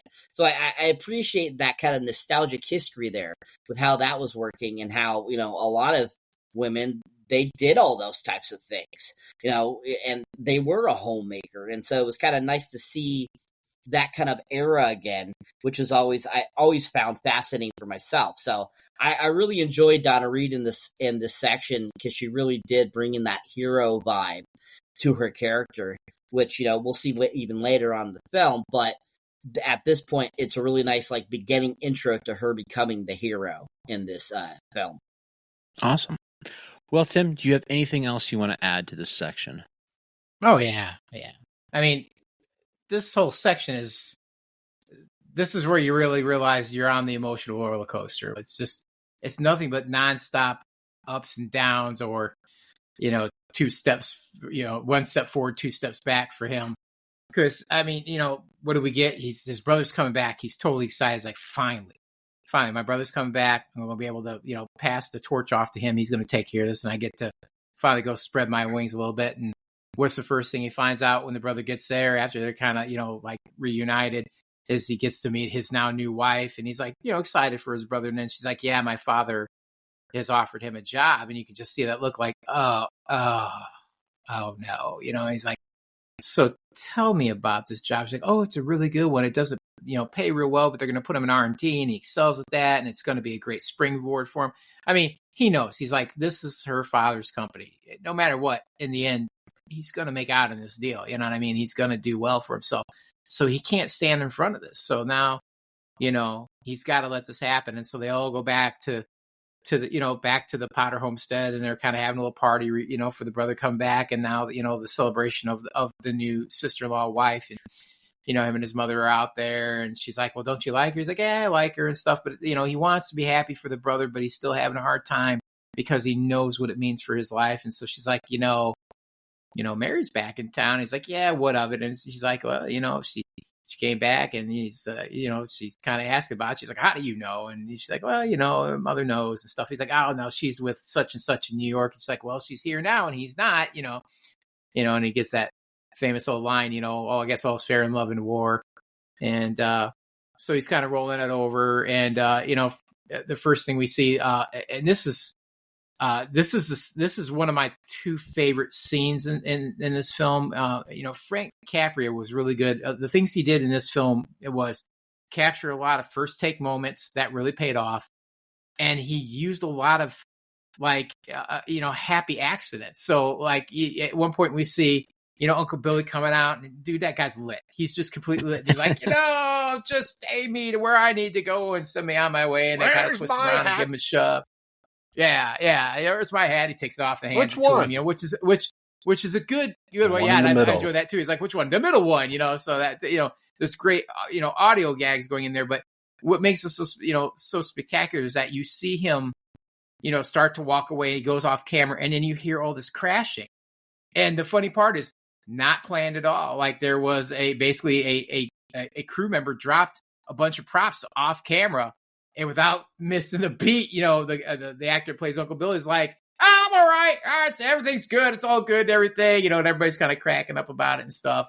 And Frank Caprio was so happy about it that he actually paid that crew member $10 extra as a bonus for making the film better for that audio prop that he kind of threw in there. So, it was like a happy accident that really paid off, It made me chuckle, just like you don't really think about it, but once you know the story behind it, it makes that moment even so much more special, just between the dialogue between George and the uncle as he's giving him directions and doing the hat thing and then sending him off. He's like, I'm okay, so.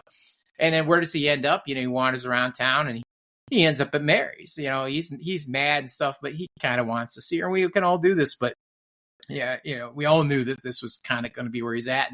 And she knows because, what's mom do? Well, George is on his way to come see you. And she's like, well, have you decided yet? You going to come in and see me? He's like, I don't know. Maybe I'm just walking around. He's angry, but he kind of wants to go in, but he doesn't want to, he wants to save face. Like, I'm not here for you or whatever.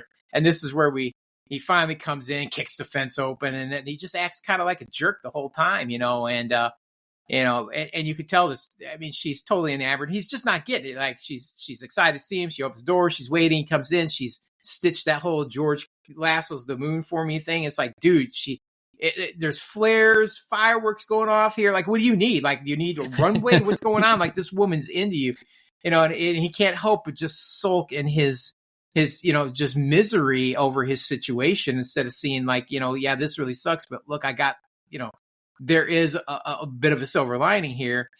And then, ultimately, again, we get another, awesome, super, awkward moment where, they're kind of talking on the phone together and they're kind of talking back and forth. And then he finally looks at her and all of a sudden he gets that little look in his eyes like, well, I guess maybe there is something about Mary, and then they do that awkward kiss thing. And, so it's just really weird and awkward, like the love story part of it, because it's like just the whole attitude. And then all of a sudden they're just kissing.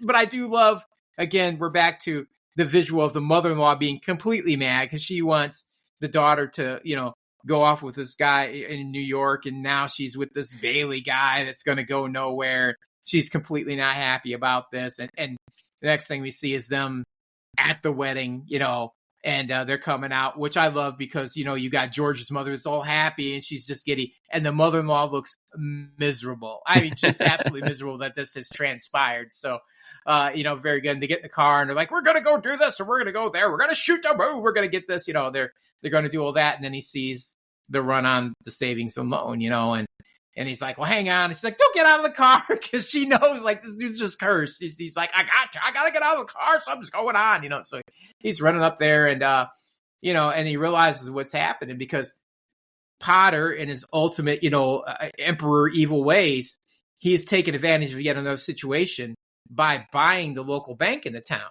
And what's happened is that now that he owns the bank, unlike today, when you have a loan, as long as you continuously make your payments, you're in good standing. Back then, he did what was called calling the loan.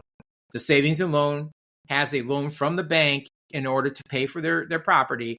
And, he's like, what happened? And Uncle Billy's like, look, they called our loan. I had to go in and pay it. And I gave them everything we had and we're still short, and so everybody, and then Potter puts out the word that like, they got no money. They've used all your money to try to pay off their debt to the bank. And now there's nothing. So everybody's like, we want our money, so come over there and get it at the savings and loan before there's nothing to be had, because that's the way it was. There's no FDIC yet. There's no insurance, there's no backing or anything. So, and that's when, again, as Joey, like completely hit it. Like Mary is the angel of the story. She's like, I know how I can help my husband save this. And she walks in and gives him the money. It's like, look, how much do you people need? And so he starts divvying out. And, as a couple other people said, there's the jerks are like, I got $242 in here and I want $242. Like, okay. And then, the next woman comes up. She's like, I need my money. And he's like, well, how much do you really need? And again, this is where Frank Capria, like, is a genius. He actually had them do that scene a couple of times. And he tells that actress, give him an odd number, throw him off a little bit, because it was $17 in the script. And he's like, give him an odd number.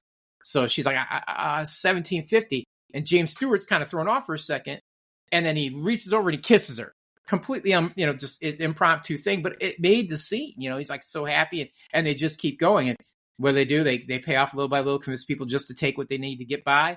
And at the end of the day, they're like, we made it. It's 6:00. We can close doors. We got $2 to our name, but we're still open and we can still move forward. So they succeed to thwart Potter yet again, which just infuriates him. And then he's like, they're like, well, where's my wife? Oh my God, Mary, where are you? He's like, and they're like, well, Mrs. Potter's on, or not Mrs. Potter, Mrs. Bailey's on the phone. He's like, no, I don't want to talk to my mother. I want my wife. Like, oh, she is my wife. That's right. So yeah, exactly. So, and she's like, come home. He's like, home? Where are we going? She's like, I'm squatting, honey. Come see it. So they drive him over. His friends drive him over there, and we see that they put up all the posters, and everything. And this is where the next greatest sight gag of the whole scene comes. He opens up the door like the butler, and he puts out his hand. And what does George do? He looks at him and he bends his head over and lets all the water pour off the rim of his hat into the guy's hand. I love that. I mean, it's just another fantastic gag that, they took full advantage of that. I'm sure it had to be planned. I'm not 100% positive, but it was a great visual gag. So, and then, she's set up this house, and I'm looking at it going, oh my God, I can't imagine how much it must smell in there. It's just, the house is falling apart. It's got to be moldy, just mildewy and everything. But, she made up the little room. They made up the little bedroom. She's got the record player somehow turning the rotisserie chickens in there and stuff, and she's going to turn this into their home. And so they begin their life. Yeah. I'm convinced that Mary went to college and got an engineering degree, because where else are you going to come up with a couple pulleys and a rope to turn a rotisserie off the record player? It was brilliant. I was like, Mary, well versed in the Depression. They're like, you could turn anything into anything with a little bit of poverty. It's the beginning of the infomercial. Like, next thing she's got is the slap chop. You're gonna love my nuts. So she is Iron Man in this movie, so I think that's what's going on here, Matt. This is where I nailed it. This is the conspiracy. No, you didn't, Andreas. Yes, she is superhero. Nope. Reference. Gentlemen, I think it's as clear as day. She's Wonder Woman. No. I think she's more of some. She's like more like British or maybe or something like that. She's more like Captain Carter. I think she's more like that. She's Rosie the Riveter, but with there you go. There you go. Spunk and Moxie, and you got Moxie. And let's take a look at our point values. So, Joey, the fact that you brought up colorized VHS, I'm going to give you a point for that. The fact that you also mentioned that Mary is the true American hero, believe it or not, I'm going to give you 2 points. Yeah, Harry Bailey just knew how to shoot planes real well and throw a football. And the fact that you brought up Bert and Ernie, that's your 3rd point. and the wonderful classic sound of Aruga, Aruga. I'll give you 4 points for that. And then it's a grand total of 5 points because of the Oscar the Grouch is a true hobo. That gives you 5 points for this round, Joey. Congratulations on your 5 points. I think that's the most points you've gotten in a round in a very long time. Ever. All right. Andreas. All right. So I will give you a point for A disappointed teacher. your comic book references. All right. Okay. I'll give you that. Okay, all right. Thank you. I think you might have exhausted Matthew. I'm sorry, Matt. It's okay. It's okay. And then also mentioning hobos and Muppets. Yeah, I'll give you a point for that too. So there's 2 points for you there, Andreas. Wow. Congratulations. You're slowly moving up the board. Cyber, not having a Superman reference in all of your conversations so far, I'm going to give you a point for that, buddy. Bringing up the Donna Reed show, I'll give you a point for that. So here you go. 2 rings, buddy. All right. Tim, man, where can I begin? Let's see. Mentioning squatters twice. I'll give you a point for that. Mentioning a future episode. Something about Mary. Twice. I'll give you a point for that. Mentioning the classic 1988 Paula Abdul and DJ Scat Cat song, One Step Forward, Two Steps Back, Opposite Attract. I will give you a point for that. I almost referenced that, but I didn't want to interrupt. It's the first thing I thought of. 2 steps forward, 2 steps back. And of course, mentioning that, George's life has become a series of happy accidents. I'll give you a point for that. All right, so that gives you 6 points for that round, Tim. You are rocking and rolling tonight. Did anybody else wonder I'm channeling the 80s. Did anybody else wonder how Paula Abdul, like if she was going to have sex with that animated cat? And it was that interracial because the cat was clearly black. So the thoughts that went through my head in the 80s. Just Joey, so everybody else out there knows, everybody on the panel is just shaking their heads at Joey right now. I almost wanted to deduct a point from you for that, Joey, but that's fair. I'm going to let it stand. I'll earn them all back. All right. Well, let's head into our next round. I thought he was going to lose the one for, the finger banging Jindy. Hobos. Right. Kidding? You know what, I got Matt, goosed by a hobo, Mary. I think you might have to reinstate that point for the mere fact that although Andreas didn't do it, Joey figured out how to incorporate Teenage Mutant Ninja Turtles into that scene. All right. Yes, I will give Joey that. I'm not going to deduct any points from Tim, but I will give Joey a point. I would even be happy to give him one of mine because that was super impressive. Like he really would, not just once, not twice, but thrice did he manage to put in some kind of reference. So. Yes. All right. Well, that gives us a double tie then. We have a tie for that round for first place with Tim and Joey at both at 6, and then a tie for last place with Cyber and Andreas with 2 points each. All right, gentlemen. Here we go. Round 4. Moving into our Christmas tail end of the movie.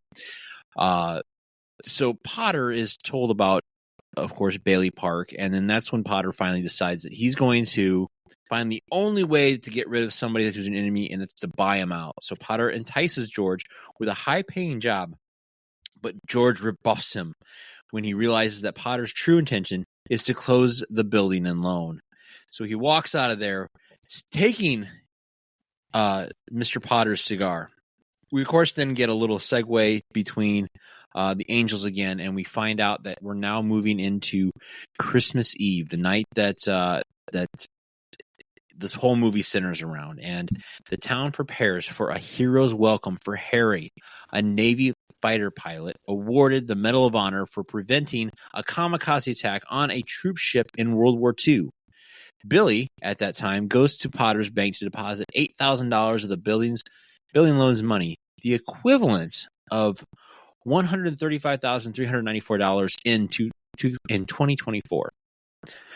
He taunts Potter with a newspaper headline about Harry, then absent-mindedly wraps the cash in Potter's newspaper. Potter finds and keeps the money, while Billy cannot recall how he misplaced it. But a bank examiner reviewing the company's records,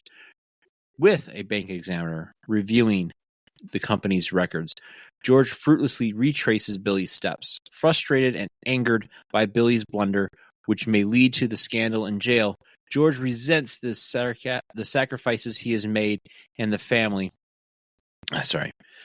George resents the sacrifices he has made and his family that has kept him trapped in the Bedford Falls. He appeals to Potter for a loan, offering his meager life insurance policy as collateral. Potter scoffs, and George is worth more dead than alive, refuses to help, and phones the police.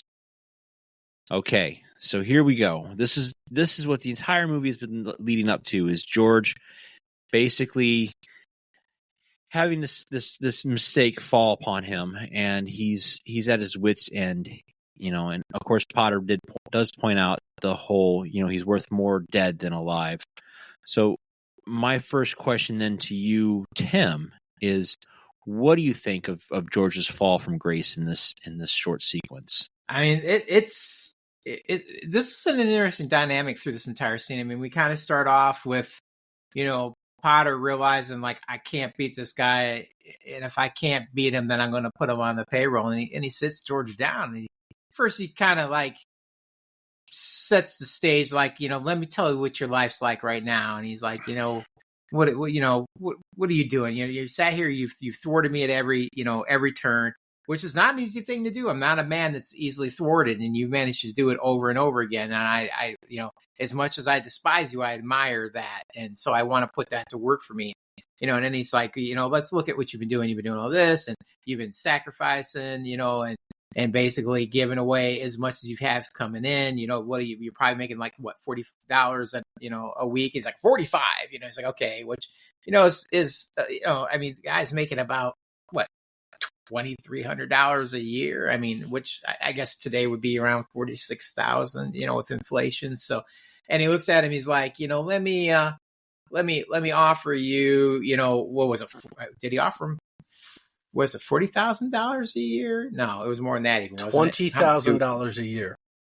$20,000, So like, and I think if you break that down today, I mean, that's like $350,000. I mean, that's a lot of freaking cash. I mean, he's in for a penny, in for a pound. He wants to buy this guy, and he offers him a 3-year contract, which means, by today's standards, in the end of 3 years, George is going to be a millionaire. I mean, of his time, like, he'll be set for like 3 years working for the devil will set him up for life. And for a moment, he sees it. He's just like, this is it. This is the brass ring. This is what gets me out of this, gets me out of this podunk town. Like, I'm gonna work for this guy, and I'm gonna make some money, and then we can, I can finally go do all the things I want to do. And then, and then he kind of shakes it off, like the spell dissipates, and he's like, no, hold it. Like, I'm not gonna work for you because you're just a despicable human being. Like, I can't be bought with your dirty money. I refuse to, like, because if I fall, the town falls with me, and I'm not gonna allow that to happen, because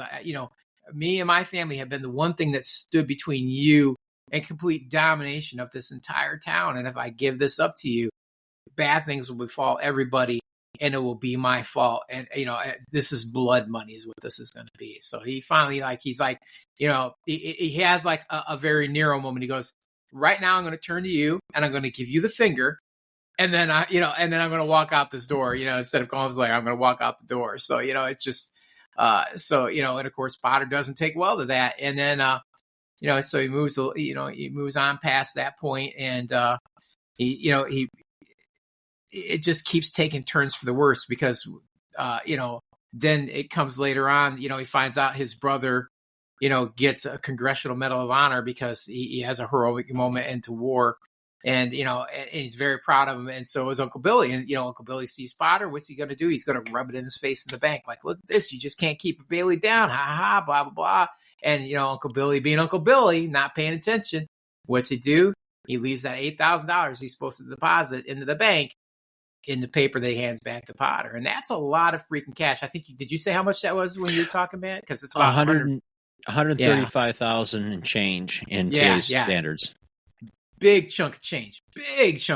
So like, so then all of a sudden Uncle Billy realizes like, I've lost it. And when he gets, you see Potter get into his office, and as soon as he opens up the paper and sees it, he's like, oh, I know what it is. He comes out to look. He's like, oh yeah, it's his money. So, he tells the bodyguard to turn him around, bring him back to his desk. And you see that bodyguard, like, I mean, he knows he works for the devil, but you can see in that guy's eye, he's like, dude, this is just a bridge too far. Like this is the most evil thing I've ever seen happen. He's the not president of the bank, and he's stealing the money they were going to give him.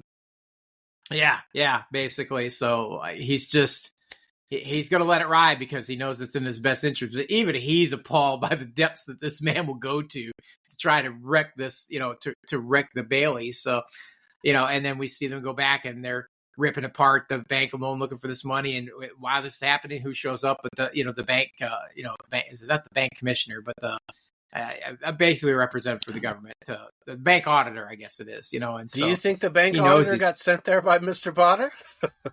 No, I don't think so. I think it was bank examiner. Bank examiner. Thank you. Yeah, I think he was just that was just happenstance. You know what I mean? Because Potter didn't know that money was going to fall into his lap at that point. He had no idea. So, but it was very fortuitous for him because once he realizes, now he can call the papers, spread the rumor, the bank examiner is going to take notice of this and stuff. And so he's put him in a very bad situation. And, now we finally seen George really come unhinged. He's like, he's basically just almost ready to slap the ever living crap out of Uncle Billy. I mean, he kind of does a little bit. He's like, get a hold of yourself. Tell me where it's at. You blah, blah, blah, all this kind of stuff. And Uncle Billy's just like, I'm worthless. I can't do nothing right. I've done lost the money. The world's coming to an end. You should just kill me now. The dude's he's just had it. He's just, he's realized he's destroyed them in one single, horrible instance of not paying attention. He's destroyed everything that they've built. So, now we have George who realizes this is going to go south. And he's already, even though he says it to him, he's like, hey, somebody's going to jail and it's not going to be me, but he's going to take the fall for this. He's not going to let this old man go to jail or whatever. And he's just desperately trying to figure out how he's going to get out of this. He goes home. He takes it out on his family. I mean, the kids start bawling and crying. Although we do get that one lovely moment in there with the whole Zuzu pedal thing where, the daughter's up, she's sick. He goes upstairs to see her. The petals fall off the flower and she's like, paste it, Daddy. And he grabs the little petals, sticks them in his pocket and stuff, hands it back to her. It's all good and everything. So, we get that one last moment of tenderness before he just loses his mind, starts ripping up his house, terrifies his family, leaves and heads out to the bar. And I think that's where we're stopping, right, Matt? Is at that scene. Yep. Yeah. So, we see him at the bar and he's just like, can I talk about a little bit at the bar or no, not at all? Should I stop right there? Yeah, you can go ahead and mention a little bit about the bar. We'll circle back to it. Don't forget the telephone call about Zuzu. Because that leads into the bar. Yeah. Well, and it is very significant. Yeah, I mean, we see him, now he's losing on his family. But then, the teacher calls to check up on how the girl's doing, and he loses it on her and starts attacking her. And then the husband gets on. He's like, "Who do you think you are?" I was like, "I'll kick the crap out of you. I'll kick the crap out of you too." It's just, so yeah, like he's just like he's done. Like he's off the reservation. He's like it's him against the world, and he's gonna give the world a swift kick in the ass because he's tired of it just pushing him down continuously, and just for everything that he does right, he just keeps having bad things happen to him, and he's at the end of his rope. He just doesn't know what he's going to do. He doesn't know how he's going to. I mean, $8,000 again, $115,000. That's not exactly something you're going to go borrow from a couple of people that most likely family members, things like that. So we're going to see him in the bar. And he's praying to God. He's just like, you got to get me out of this thing or whatever, he doesn't know what to do. And that's kind of where we end right now. I think that's a good spot. So. Yeah.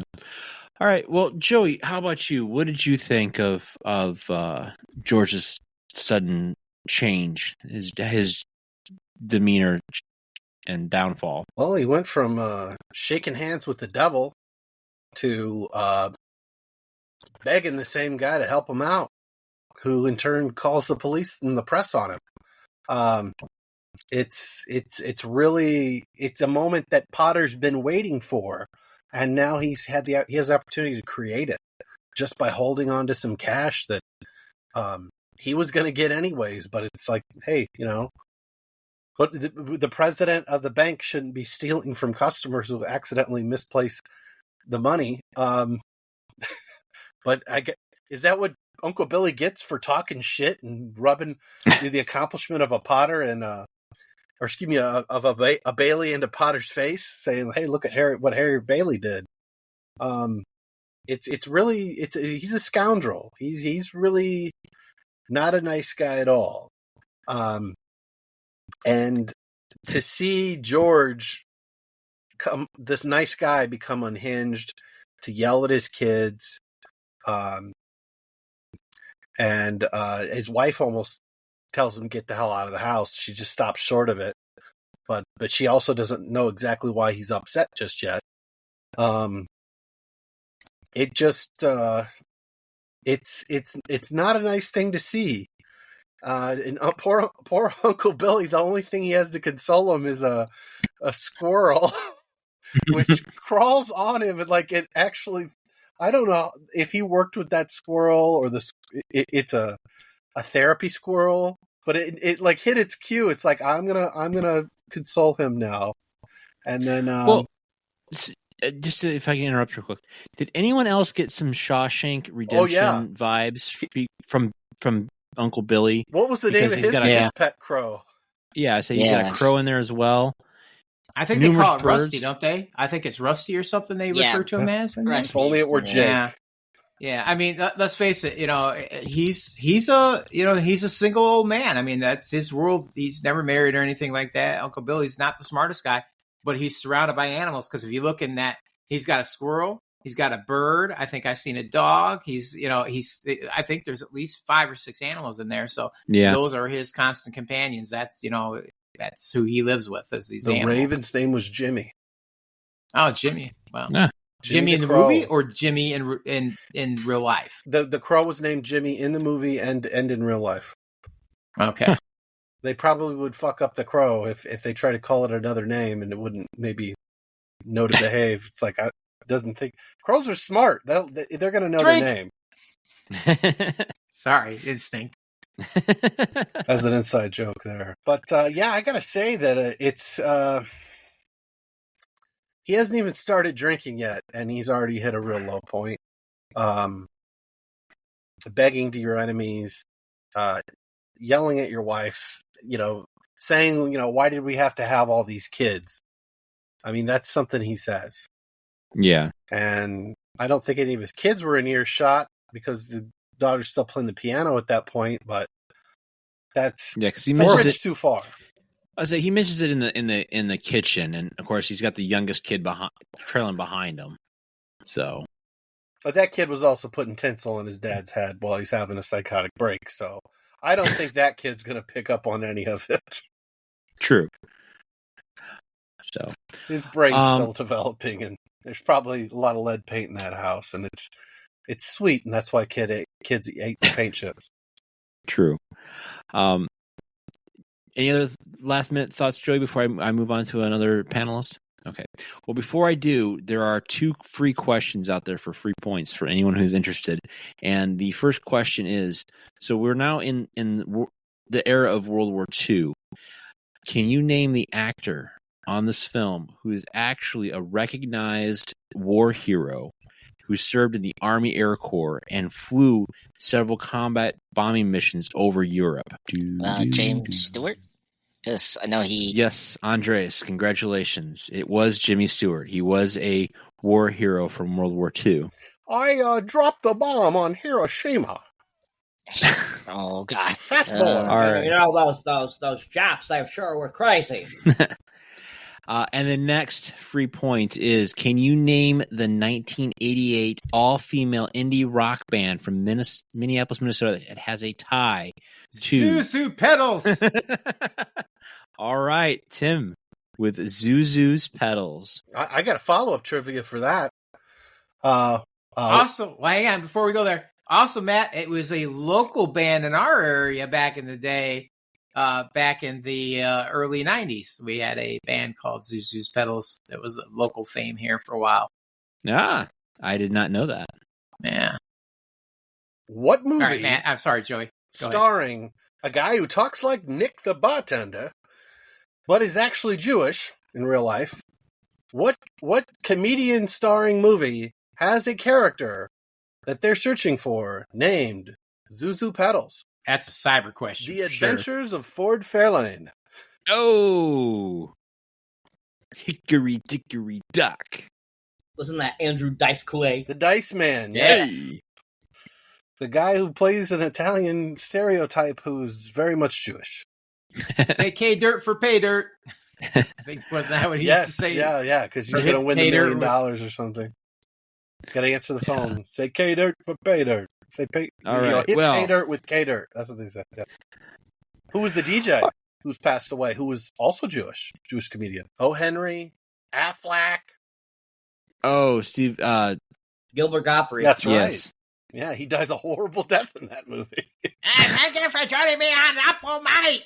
And which horror movie character is and a big admirer of Jimmy Stewart is the big heavy in the movie trying to kill Andrew Dice Clay? Man, Robert I haven't Englund. I haven't seen Ford Fairlane in I don't know how long. Yeah. You I just don't know if I remember can find a copy of that, Ford what's Fairlane. his name said he pissed in the punch bowl, right? I don't Wayne remember Newton pay dirt pisses with in K the Dirt. punch bowl. Yeah. Anyways, back to the movie. Anyway, back to It's a Wonderful Life. So, Cyber, what are your thoughts on the deal with the devil and the devil turning away George Bailey? I mean, I think honestly, it was a good thing the devil turned him away. First off, if you think about it, George is in a very bad place mentally, as we have established here. Like we've said, we're at the point where we're getting to where he's contemplating suicide. And so, the whole concept of, the devil giving him what he wants, but turns him away is completely contradictory of what a devil would do. So I think that was really clever writing there and would give us a kind of a different tidbit there, which if I remember correctly, the gentleman that wrote the book, now, for a lot of people that don't realize this, but that guy that wrote the book, which I forget what his name was, what was it? It was Philip Van Dorian, I think, right? Dorian Stern? Yep, Philip Van Dorian Stern. When he wrote the book originally, he actually was denied several publishers before he got it actually taken up for it to be made into a movie.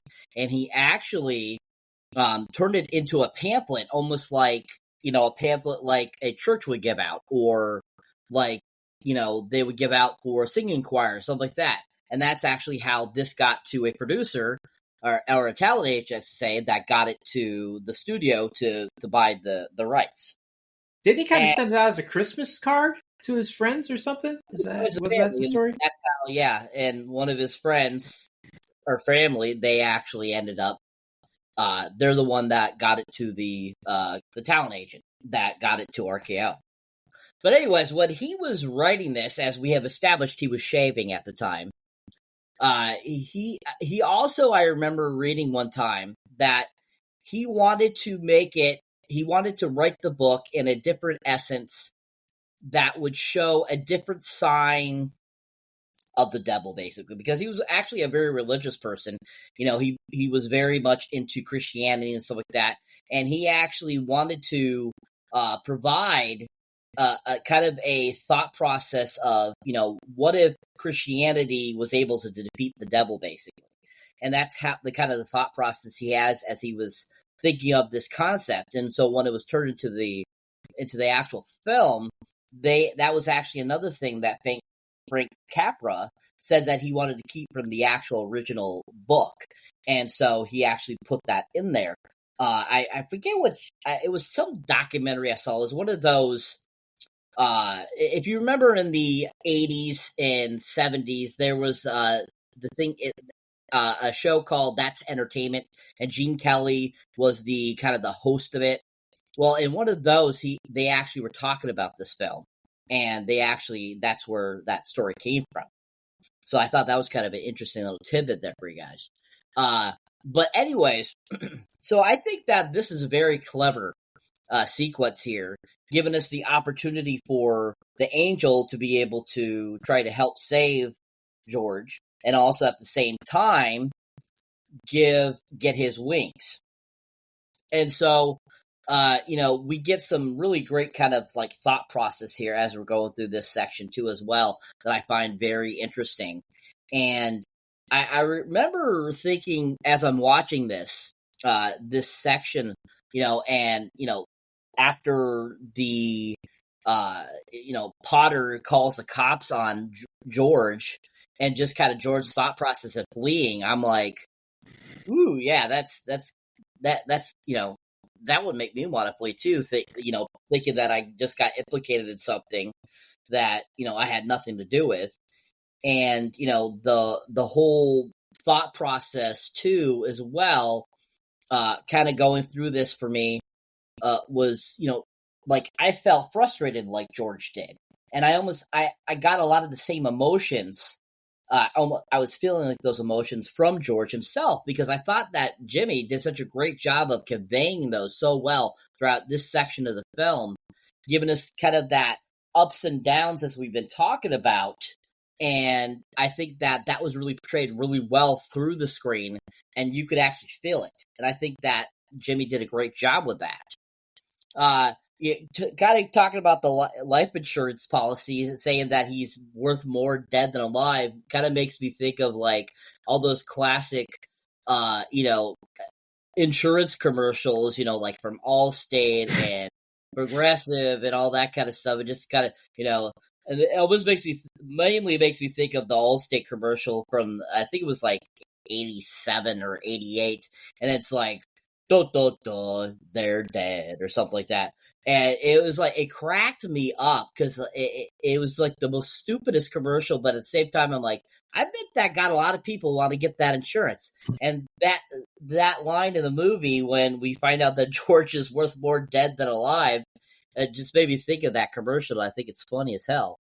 But the money difference in the money that has been supposedly lost, the 8,000 and it's worth actually in current time like 135,000. I'm like, wow, that's a lot of inflation. Holy shit.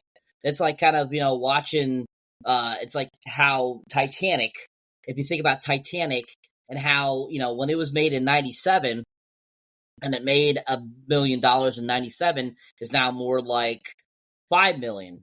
So it's kind of funny how much money fluctuates within a certain time frame. And, that going from $8,000 to 135,000, I mean, that's quite a big jump. So I was thinking to myself, as we said that it was actually about that much equivalent in our time, I'm like, that'd be like losing, a third of a house payment or, a house, buying a house. I'm like, Jesus, that's a lot of money to lose. So $8,000 was a lot back in 1946, So I think that contrasting that they give us in there is a really great little tidbit. Nice. But I think overall, this whole section here, is very up and down, as we mentioned. It really gets us into the meat of, what is going on with George, and getting us to the point that getting to the point that was the beginning of the film, and giving us kind of a good idea of like how far down George is, basically gone to get to the point where he's contemplating killing himself.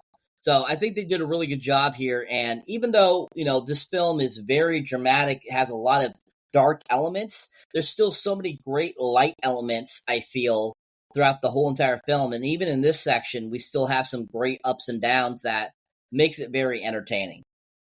I have to agree with you, Cyber. There's so many bright and great light points, like you mentioned, that definitely contrast this. So yeah, I totally agree with you. And I do have one other question. What was the name of that insurance company? Was it Allstate? All right, Andreas, what did you think of the rise and fall of George Bailey?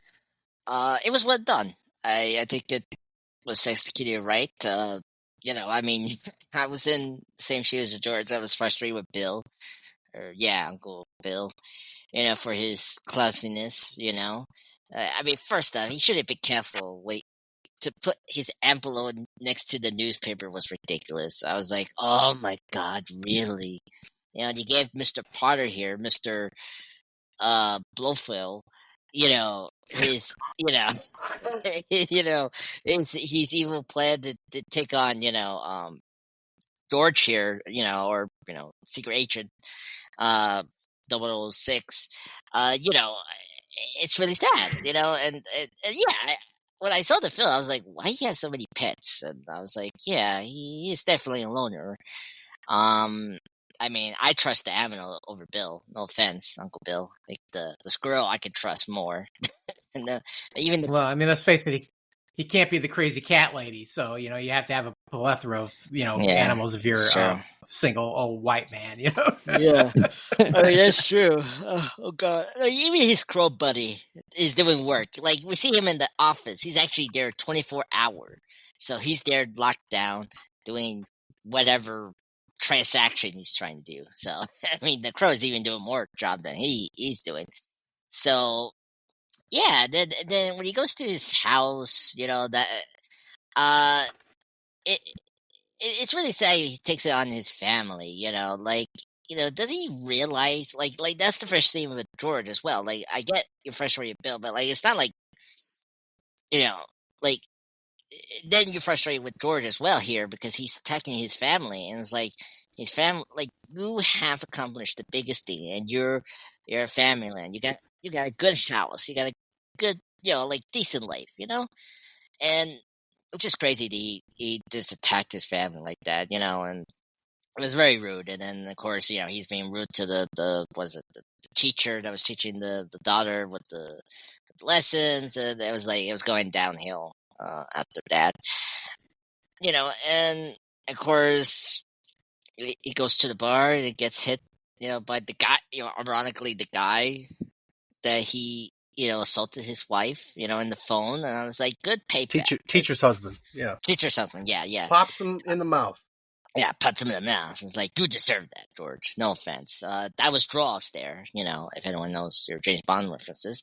That was Draws there, punching him right in the face.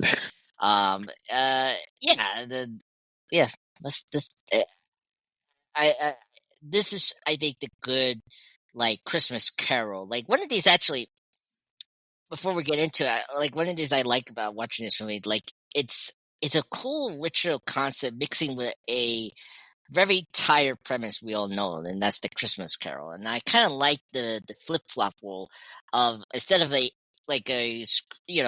have our Scrooge with Mr. Potter, but he's not the one that's getting the redemption. It's the honest man, not getting a redemption, but like getting a open eye that he had a wonderful life, and he just doesn't get it yet. It's similar to the Grinch, actually. The Grinch at first, him stealing Christmas is like, we don't know why he does it. He just probably hates the spirit of it. But then he realized, that it's not about the presents, or the food, or the whatever you do in Christmas is all about being together and straight joy, and that's how the Grinch realized that. And same thing with Scrooge, where he realized what's the importance of giving and being humble, and and then this is where we're seeing that now with the fall of George, where he's not realizing that he has all what he has, but then at the same time, I understand his frustration. He's been working so hard, he sacrificed so much over the film, to defend the town, because, we discussed, he, rejected the deal from Potter to accept this high-end, well-paid job. But he realized if he takes it, the whole town is done, finished. So you have to admire George for doing that. This is a very emotional part here that really hooks you to this story of this man that's going through a midlife crisis right now. Yep. Yeah, you're right. It definitely hooks you into the story at this point because you want to see what happens. What's the resolution to it all? And of course, before we get into the resolution of it all, let's go ahead and divvy out this round of points. Tim, I want to say because you've used the word thwarted twice, and it is a comic trope word, and I figured someone else needs to get some points for some comic book references. I'm going to give you a point for using the word thwarted. Congratulations. Thank Plus, you. you knew the answer to Zuzu's pedals, so that's 2 points for Tim for this round. Joey, you pointed out that the president was stealing from a customer of the bank, so I will give you a point for that. You also talked about the book ending of shaking hands with the devil versus the devil's rejection of helping you. I'll give you a point for that. So that's 2 points for Joey for this round. Cyber, the contradiction to what the devil would do, which would make an interesting bracelet. I'm going to give you a point for that. Plus, you pointed out the ups and downs that Jimmy Stewart went through and his acting ability to kind of show those ups and downs throughout the film. I'll give you a point for that. And for referencing probably one of my favorite commercials from an insurance company, Allstate, I will give you a point for that. So, Cyber, you get 3 points for this round.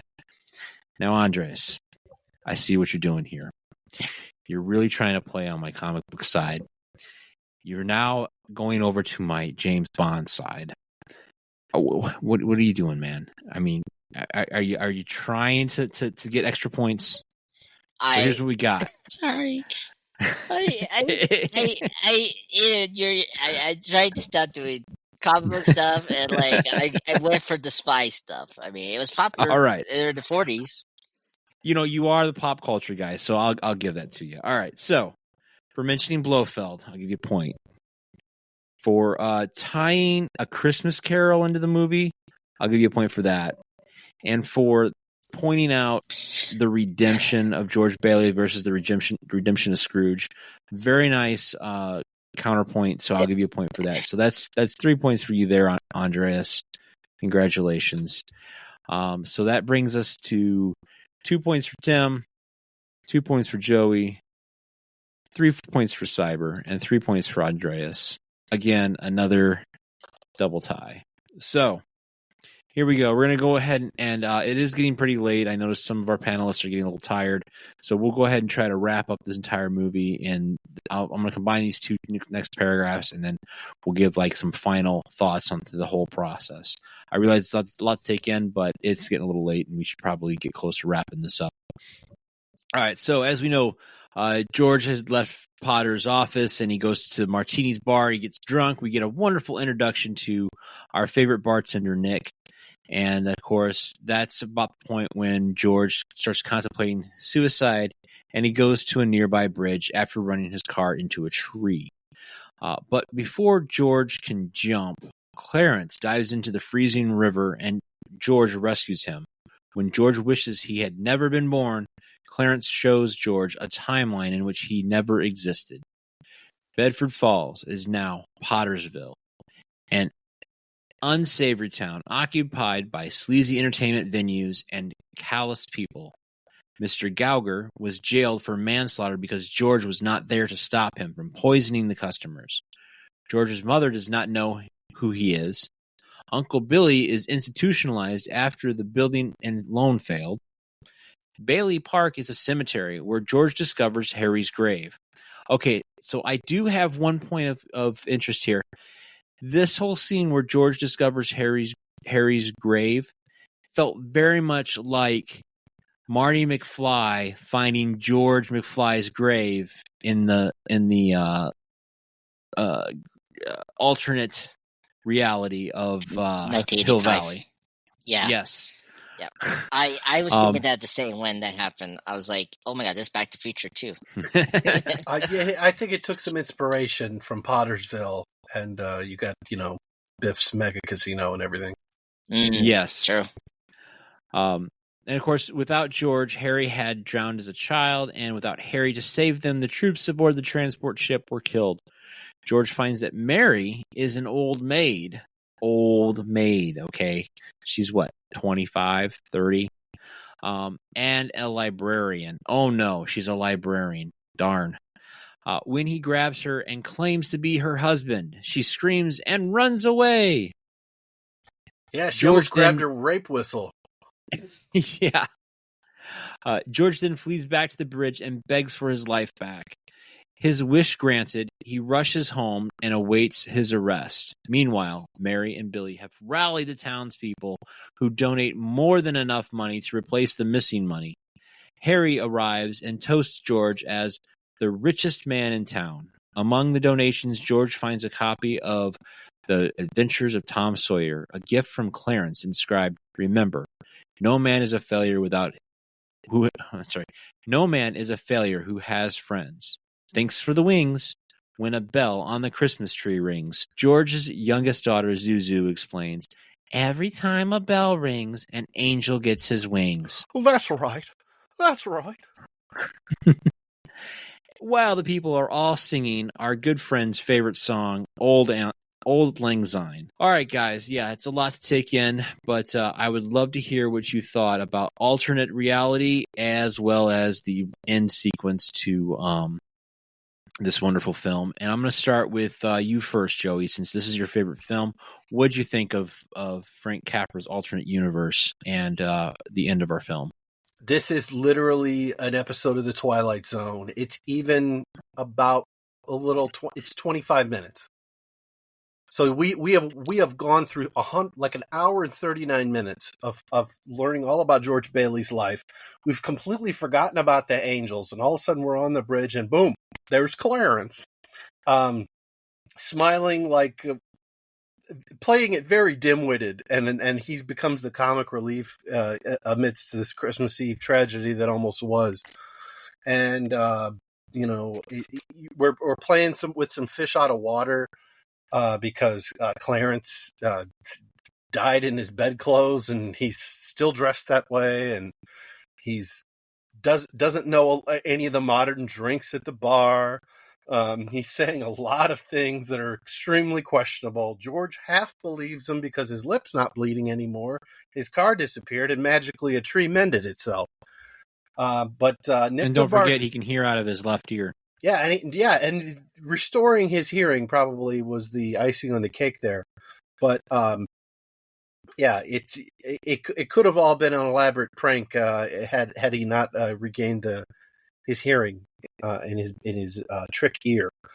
But Nick the bartender listens in a bit on these shenanigans, and I love how he says, "That's it, you pixies, out the door or through the window." And it's I'm guessing that's a little bit of a gay slur, since let's just say that Clarence isn't the most masculine angel. And he's asking for like spicy rum punch or a flaming something or other. He's asking for weird lady drinks that Nick may have never heard of. And can I get a chocolate cosmopolitan? Yeah, it's a little weird. And then that's when George sees Mr. Gower. And that's another thing why I shouldn't like you. That man there did 20 years in prison for poisoning a kid. And if you know him, you're probably a jailbird too. So, and again, I think Mr. Gower was method acting and looking extremely fucking drunk. Seltzer bought her to the face of a hobo. Finally, we get our hobo in the movie. And things aren't well.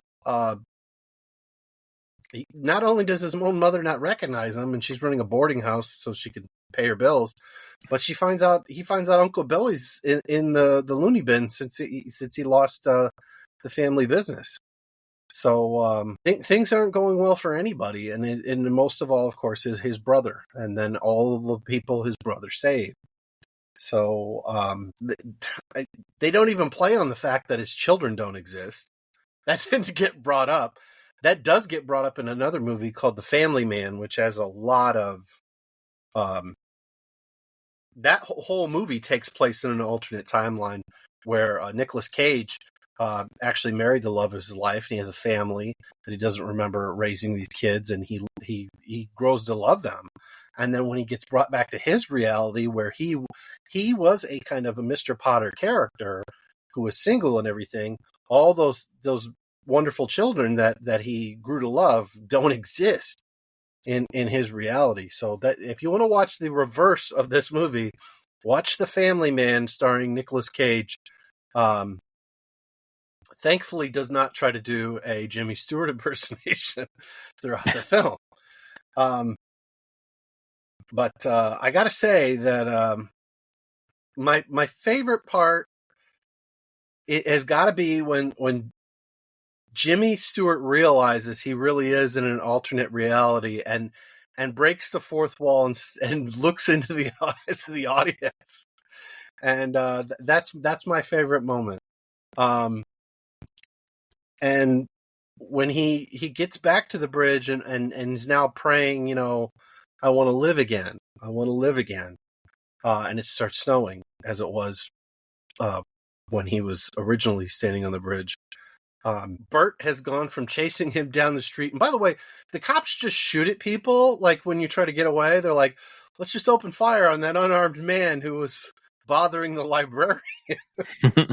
Again, not a lot of rights back in that day. There's no Miranda or anything like that. Police just pretty much called it as they seen it, that they were still into the beating the guy down in the streets. And, if you were a little aggressive, you take a bullet. That's just one less problem in society. Bert, get away from me or I'll hit you again. He goes, what are you talking about, George? He goes, why's your mouth bleeding? Bert, my mouth's bleeding. My mouth's bleeding. And then we get the, the run through Bedford Falls, love you old building and loan.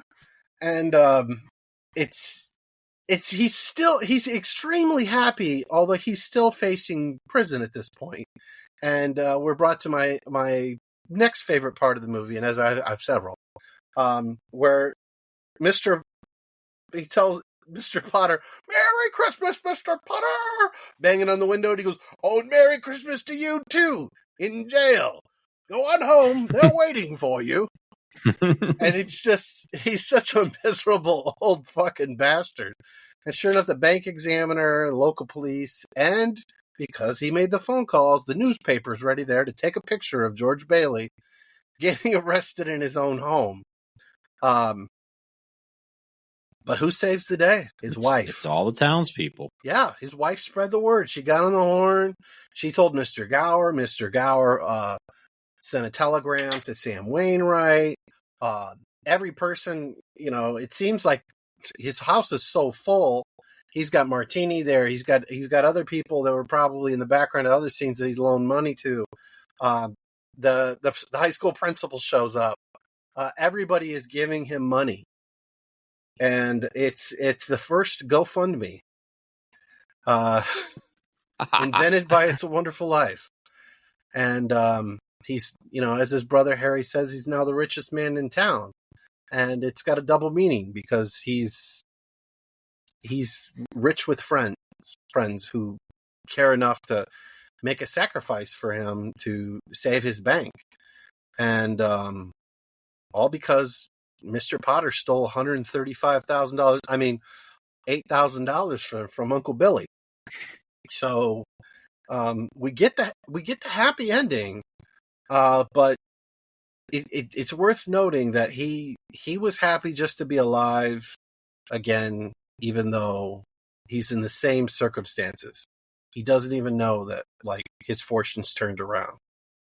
So that's really where the heart of the movie is that he'd rather live regardless of all the bullshit. And that's an interesting viewpoint on that. I have to agree with what you said there. How about you, Tim? You got anything you want to add? Oh yeah. So this is what we wait for. It's there's a lot of movie here because if you've watched this movie and you've forgotten for a while, you remember the angel part, but this is where we're finally going to get up to it. George is, he's up against the wall. He's desperate. He realizes that he's worth more dead than alive. And he's going to go contemplate, he's done contemplating killing himself. He goes out to the bridge, leaves the bar, goes to the bridge, after he's had the altercation with the teacher's husband who's decked him and everything. And he's just like, I got nothing left. He crashes his car, walks to the bridge, and he's going to throw himself over. And what happens? But Clarence goes diving into the water to save his life. He goes in, jumps in, again, selfless George jumps in to rescue this guy, drags him in. The guy who's basically the bridge toll keeper, brings him in, puts him up against the oven, warms him up, and he explains who he is, starts, describe, tell him that he's an angel and stuff. And I love watching the toll guy as this conversation transpires, and he just keeps getting more wide-eyed and kind of backing up into the corner, and finally just loses it and runs out the door kind of thing. And, and Clarence realizes this situation is more dire than he thought, trying to get this guy to realize the richness of his life is not going to be easy. He's going to have a hard time, getting his wings. And so what happens, he's, George's like, I just wish I was, never been born. And Andreas, this is how you do it. And this is the moment where, imagine, if you will, a journey into a wondrous land whose boundaries are that of imagination. The signpost up ahead says Pottersville. Your next stop, Bizarro World. And this is where George goes from being Superman to Bizarro Superman. Yes, he becomes nobody. His whole world is turned upside down into Bizarro World. And, this is when, Clarence brings him around and starts showing him, this is what the world will be like without you. He, brings him through town, and what does he see? Oh, this nice, very, very respectable town is now, it's nothing but theaters and girls and things like that. And even little things that you wouldn't catch, they've legalized gambling and marijuana. And yes, the gateway drug, gin's everywhere. We're going to tax everything. And even little things, just tax it. If you're not familiar with, there's even bars that are like Jitterbug, welcome here, or allowed. And that was a very scandalous dance. You weren't allowed to dance the Jitterbug in respectable establishments, but it's the standard in Pottersville. Violet appears to be a prostitute. Yeah, Violet's she's definitely she's a little unhinged, and she's turned out how we all expect that she would in such circumstances. And you don't have to go to New York. You can be a whore in Pottersville. Yeah. We'll take your money here. Your chlamydia can be spread around here just like anywhere else. And so it just kind of reinforces that whole thing. And and Potter has gotten his way. He has corrupted this town, where, the place where George was building houses, where, basically they had, the Bailey area, housing place. It's a Potter's Field. It's, what is a Potter's Field? It's where the poor go to be buried, the poor and unidentified. So he's gotten everything he wants. He's turned it into a horrible, horrible place to live. And, and he realizes nobody knows who he is. No, all his family has ended up in horrible situations. Everybody in town has either ended up mean, angry, or, dead. He sees the impact that his life has had, and he can't stand what this bizarro world has become. What does Clarence provide him as evidence? He goes, you have no driver's license, no car. Yeah. No insurance. But my favorite part is, and he reaches they're down not to the there pants, either. Yep, they're not there either. There's, Zuzu's pedals are gone. Yeah, so Zuzu's pedals. Yeah, exactly. So, once he realizes, I was a man rich with everything but money. I had friends, I had respect, I had, the admiration of my community, I had the love of my family, and I threw all that away, and he realizes his wife ends up being an old maid, she doesn't know who he is. All these things just hurt him. And so, what does he do? I just read in the book that she was not an old maid. She was a catch. Okay. And he gets thrown out of her house by her Bizarro World husband. Well, but in the book, not so much. Or, in the movie. But anyway, so what happens, he can't take this. he goes to Martini, and it's not Martinis anymore, and stuff, and they get thrown out of there and treated badly, and he goes back on that bridge, and what does he do? He basically, more or less figuratively falls to his knees and prays. He prays to God on that bridge, please let this end. And when he invokes God's name, the snow begins to fall, and Bizarro World leaves, and it comes back to being Bedford Falls again. And he's just elated that, I get this, basically the second chance, I get to go back and realize, my life may be over in some aspects, but it's not completely over. And he comes back, and as, Joy points out, who saves the day?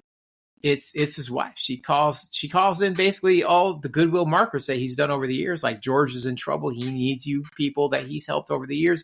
And all these people love him. Like, they've helped him get out of the slums. He's helped him get homes. He's done everything for these people, and they bring everything they have to help him. They just start pouring money. He shows up at the house, makes amends with his family, and people are just coming in and just pouring money down on there. And not only that, but she puts in the call to not only the townspeople, but to, like, his good friend Sam, Wainwright. And that guy, wires. He says, "Look, we'll give you 25. We're cleared to give you $25,000. That's like $440,000 by today's standards. So that's almost $500,000 more worth than of Potter credit was going to pay him per year. Yeah. And so Potter is yet again, he's thwarted. He's as Joy said, he's you go home, they're waiting for you. You enjoy your life in jail, and he doesn't get his comeuppance. They realize there's plenty of money here. He's going to be able to clear his name. The guy tears the arrest warrant up and everything. And the most interesting part is that Mr. Potter doesn't get his comeuppance in this movie, which is really kind of strange for the time, because at the time we're looking at the Hays Code is in place, and what does it require? It requires that criminals must always be shown either to be punished or made to repent at the end of the film, and it doesn't happen in this one at all.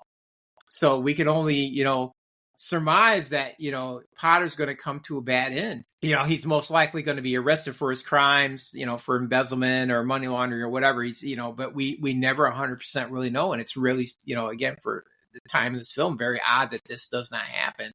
Potter doesn't look like he's in the best of health. I don't think he's going to make another 10 years. And by the way, in George's entire life, is he in a wheelchair? Even when he was in a kid? Yes. Yeah. Yes. Yeah. Maybe he was born with some kind of affliction, and so he gets off on being a penny pinching miser who. Well, that's where he gets his power. What? Yeah, polio's still in play heavily, so he might have gotten polio. You know what I mean? That would be it. But and then I think then we get to the end. We get the couple of things. He realizes he's got the Zuzu's pedals back, and he holds up the little girl. The bell rings, and we all remember this. Look, Daddy, the bell rings. Teacher says when the bell rings, an angel gets their wings. He's like, yes, it does. And then he picks up that book, and nothing brings a tear to my eye more than that inscription. No man is a failure who has friends.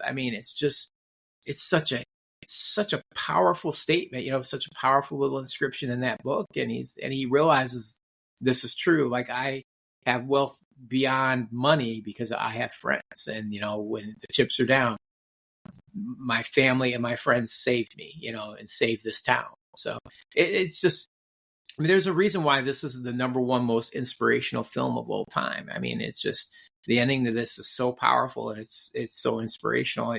It just shows you, even in your darkest hour, good can come from it if you've lived a good life. Hopefully the good that you've put out there will be paid forward back to you. So it's a fantastic film in every respect. In that it's a fantastic ending. Observation. It's a damn good thing that the Depression was over. Otherwise, there would have been no crowdfunding to save him in the end. He would have gotten his family back, but he would have also gone to jail for allegedly stealing money, which I love it when Potter says to him, he goes, "You lost the money." He thought that was interesting. It's like, "Oh, you just told me that you did it." He's like, "I don't have to send Uncle Billy to jail and just, get rid of the Bailey building alone. I'm going to send you to jail because I have witnesses that just said, you fucking lost it, not Billy." Right. Well, and again, that's that selfless mover. He's like, I can't let Billy go to jail, so I'm going to say that I'm the one that lost this money. Uncle Billy will never survive in prison. They won't let him keep his squirrel or his birds. Yes. All right. Well, I gotta say, I don't have anything to follow that up with, so I'm gonna pass it over to one of our guests, Andreas. What did you think of the end of this film? I mean, any other Christmas movie, it's it's home for you, you know. I think it's one of the best endings for a Christmas movie. I think I try to see why people like this film. And it captures like the inverse. See what I did there? Inverse of the Christmas Carol. In a very unique way. Like you think about it, the guardian angel is taking up the three roles. If you know your Christmas Carol lore, the past, present, and future goes into one. And of course, everyone's using their pop culture theme. Well, we got Back to the Future here that totally shows this, where we see this like obviously alternate timeline. What if, I got what if. What if? You know, the big kid guy with the watcher that's voiced by the wonderful Jeffrey Wright? Guess what? So think of that. We're watching another movie, which is funny. We're watching another movie here where what if George did die? Well, die, or Was never born. Was never born, yeah. And see the repercussion of it, of this town and everyone he has help, right? And then you see that and in a very quick session, actually. I gotta say, this movie is very long. I was very shocked about that at first. And the montage on seeing the altered timeline, I wish we spent more time with that, but I think we get the gist of it pretty quickly, of like, what we saw with George, what he did the last 2.5 hours that we've been watching and talking, right? This guy has done a lot to, protect his town and the people around it from, Mr. Potter, who is, literally Lex Luthor / Blofeld, or Back to the Future villain. What's his name again? The Biff Tannen. Biff Tannen. He's Biff Tannen. I'm sorry. You're not getting any points for Back to the Future. I brought it up. I put the seed. I'm not giving you any points for Back to the Future. I'll give you what if. What if? Oh, fine. Because how is Tim allowed to use Bizarro? I mean, he's one of my favorite characters in Superman. Anyway.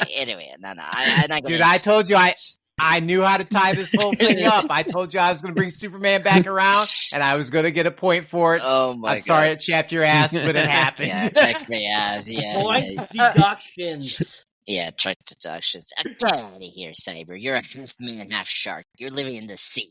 Anyway, no, seriously, people. He lives in the sea. Check out his Instagram and sea.com. Cybernetic shark. He lives under the sea. Yes, under the sea. Under the sea. I want to go under the sea now. Anyway, Is it true, boy? Do you live under the sea? No. You should come get a Krabby Patty. Oh, I George should. Bailey was almost swimming with the fishes. Literally, like yes, he almost slept with the fishes. That's very true. I mean, he almost did it. So Clarence. No one has talked about Clarence. I actually like Clarence as the Guardian Angel. I think I like that we got a ghost. This is something that's very unique. Against the ghost, past, future, and present in the Christmas Carol, we get this other character arc where this angel needs to get her the wings. Is it really hokey? Like, Angel needs to get wings, yeah, but it's kind of unique. Nice concept. Like, he has his agenda, but not like you gotta lighten up the suicide. Exactly. I mean, like he literally light up. He's doing literally like what the other Superman villain, the Imp, Mr. Mystic Picklick, aka Mixelpidalic. Exactly. So he's literally Gesundheit. No problem. Thank you. And he's like jumping around, showing George what happened. If he didn't born this timeline. It's so engaging. I mean, I was like very shocked to see his boss from the drugstore being arrested for the the crime that George stopped when he was a child for the pill. And you see, if he wasn't there, guess what? He was going to go to jail, and he's fallen really bad. And the bar too, like the bar is not the bar that we saw like a couple minutes ago, where it was like he knew George and it was nice, and then you see his like a shady, freaking like Star Wars bar that you see in every freaking Star Wars universe. Anyway, yeah. So I mean, it was really sad when he see his brother's grave. Like that really hit me. Like that, that was something that, like, as our greatest panelist here, Matt, say before, is Back to the Future. When I saw that, I was like, oh my god, this is very cool. Back to the Future Part 2. This is what I totally get it. Like freaking Robert Zemeckis still this. Totally makes sense. And I thought this was very impactful because he loves his brother, and and despite his his qualms about his life, he always loves his family, and he always supports his young brother. And it was a sad moment to think of that. Like if he wasn't around, his brother could never get the life he has because of what George did for him. Yeah, so okay, so I let me check my notes here. Okay, I checked Star Wars, Back to the Future Part 2. So trying for points. Trying to pull in any pop culture you can come up with. Don't worry, I'm gonna bring it in some Star Trek later. Yeah, speaking of Star Trek, thank you. I was like, oh, Star Trek, yes. Just like any other Star Trek episode, we got alternate timelines as well. We see, like, it's literally Andreas, I'm gonna have to stop you, man. You're just reaching now. Like I think we gotta cut you off, man. You've single-handedly bring this whole thing off the rails by yourself.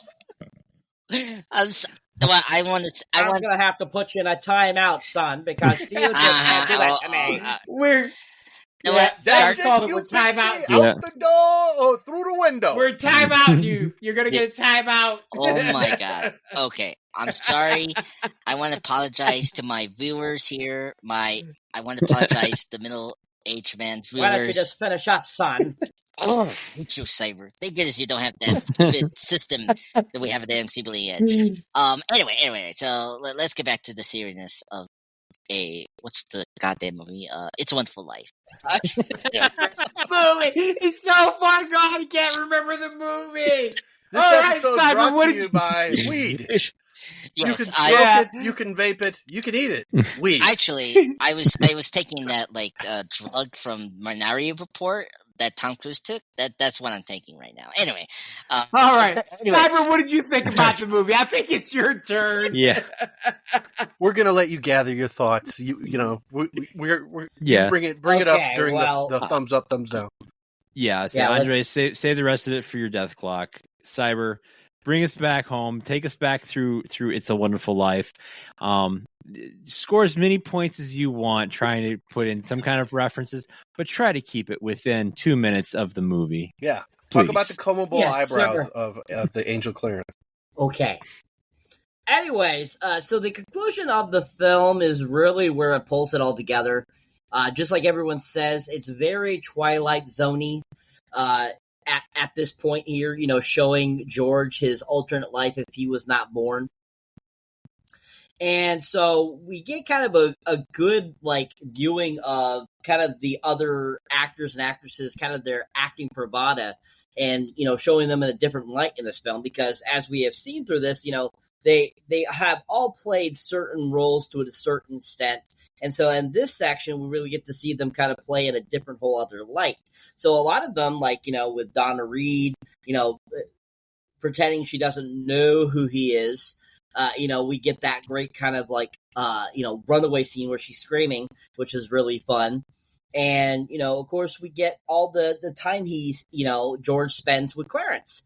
Now, Clarence, as this guardian angel that he is and trying to get his wings, we get kind of a thought process there of kind of, what is kind of, what would an angel do to try to get somebody that's contemplating suicide not to commit suicide? And I think that Clarence does a really good job with that. And in this, context of this, final portion of the film, we get to really see George finally realize that all this time he has had everything he's needed. His wife Mary, his children, his secure job, everything that he's had. And so Clarence helps him to realize that by showing him what a future would be without him, like what happens to his brother if he didn't save him in 1919. What would happen to all the people that he saved during World War II. And, it kind of makes me think about it, for instance, during World War II, if Pearl Harbor hadn't been bombed, we would have never got into the war. And if we hadn't gotten into the war, how much longer would the war have lasted if we hadn't gotten into it and helped save those other countries? And so it kind of makes me think that same thing here, whereas Clarence pushed George in the right direction to get him to realize what he had this whole time, going from that dramatic element and horrible concept to it being a happy ending of a film, making it very joyous and very entertaining. And like I said before, I think Jimmy Stewart was amazing in this film. From every line he did, I thought he was just absolutely fantastic. And he really pulls it together at the very end of this film, giving us this great thought process of what he thinks is how a person that's contemplating suicide goes from that to being happy with his life. And I thought he did a really good job with that. And everyone just acted really well, gave us really great performances, and just really pushed the movie to a really great, ending point that was, very entertaining and well constructed. Now, one thing I've noticed that majority of us haven't mentioned the great sets here. And the great sets that they, put together in LA at the time where they filmed this, they really did construct an amazing little town here that this whole film takes place in. That's supposed to be New York. And if I recall anyways, reading about it, it was actually 375 square feet that they built the whole town where this whole occurrence takes place. And like we were mentioned earlier, besides the swimming pool, I believe it was mentioned that the Martini home is the only other building that's still left that is still currently used today. And so I think that was kind of interesting because out of all the interiors, the Martini's house was really well crafted and looked amazing. And so I think that would be really cool to go check out that today and see what it looks like still. But anyways, road trip. Yeah, road trip. Great conclusion to a film. We get to see George finally realize what he has had this whole time. We get to, allow Jimmy Stewart to close out the film and be a happy fella. And, gives us all that great feeling and joy. And it just is a really great ending to a very well done film. Very, very entertaining and just a really solid ending. All right. Well, I couldn't say anything more. You guys have covered basically everything about the end of the film. I had to say that the true moral of the movie, though, is that it's not the value of your wallet, but it's the integrity of your heart and your character that kind of gets pushed in this movie. Plus what Clarence wrote in the book, which I do believe I said it already, but I'm going to go back here and say... No man is a failure who has friends. Yes. And the greatest gift was the name of the short story, and that's what the movie's about. The greatest gift is life. Don't throw it away. Yes. All right, gentlemen. Well, I'll tell you what. I'll give you the last of the points here, and then we'll go into our death clock. All right, so, Joey, mentioning fish out of water, very clever considering that Clarence jumped into the river. I'll give you a point for that. Nick's Pixie reference. Interesting thought process on that. I'll give you a point for that, as well as your awesome Nick impression, both just from this last round and our opening sequence. Great impersonation. I will give you a point for that. And then I have to give you a point for a Nicolas Cage reference to the movie Family Man. I mean, come on. It's the It's Nick Bizarro Cage. It's a Wonderful Life. Yeah. Yes, it is. Streaming on Prime. And then, of course, you had to mention GoFundMe, the first GoFundMe ever. He invented crowdfunding, yeah. Yes. Or his wife, Mary, invented crowdfunding. Exactly. So for you, Joey, for this round, that gives you 5 points. Cyber. I have to say, I have never heard anyone use the term Twilight Zone-y before. So I'll give you a point for that. Congratulations. Inventing a new adjective. Also mentioning everyone's acting bravada, the ability to play their characters in a different view or a different alternate take.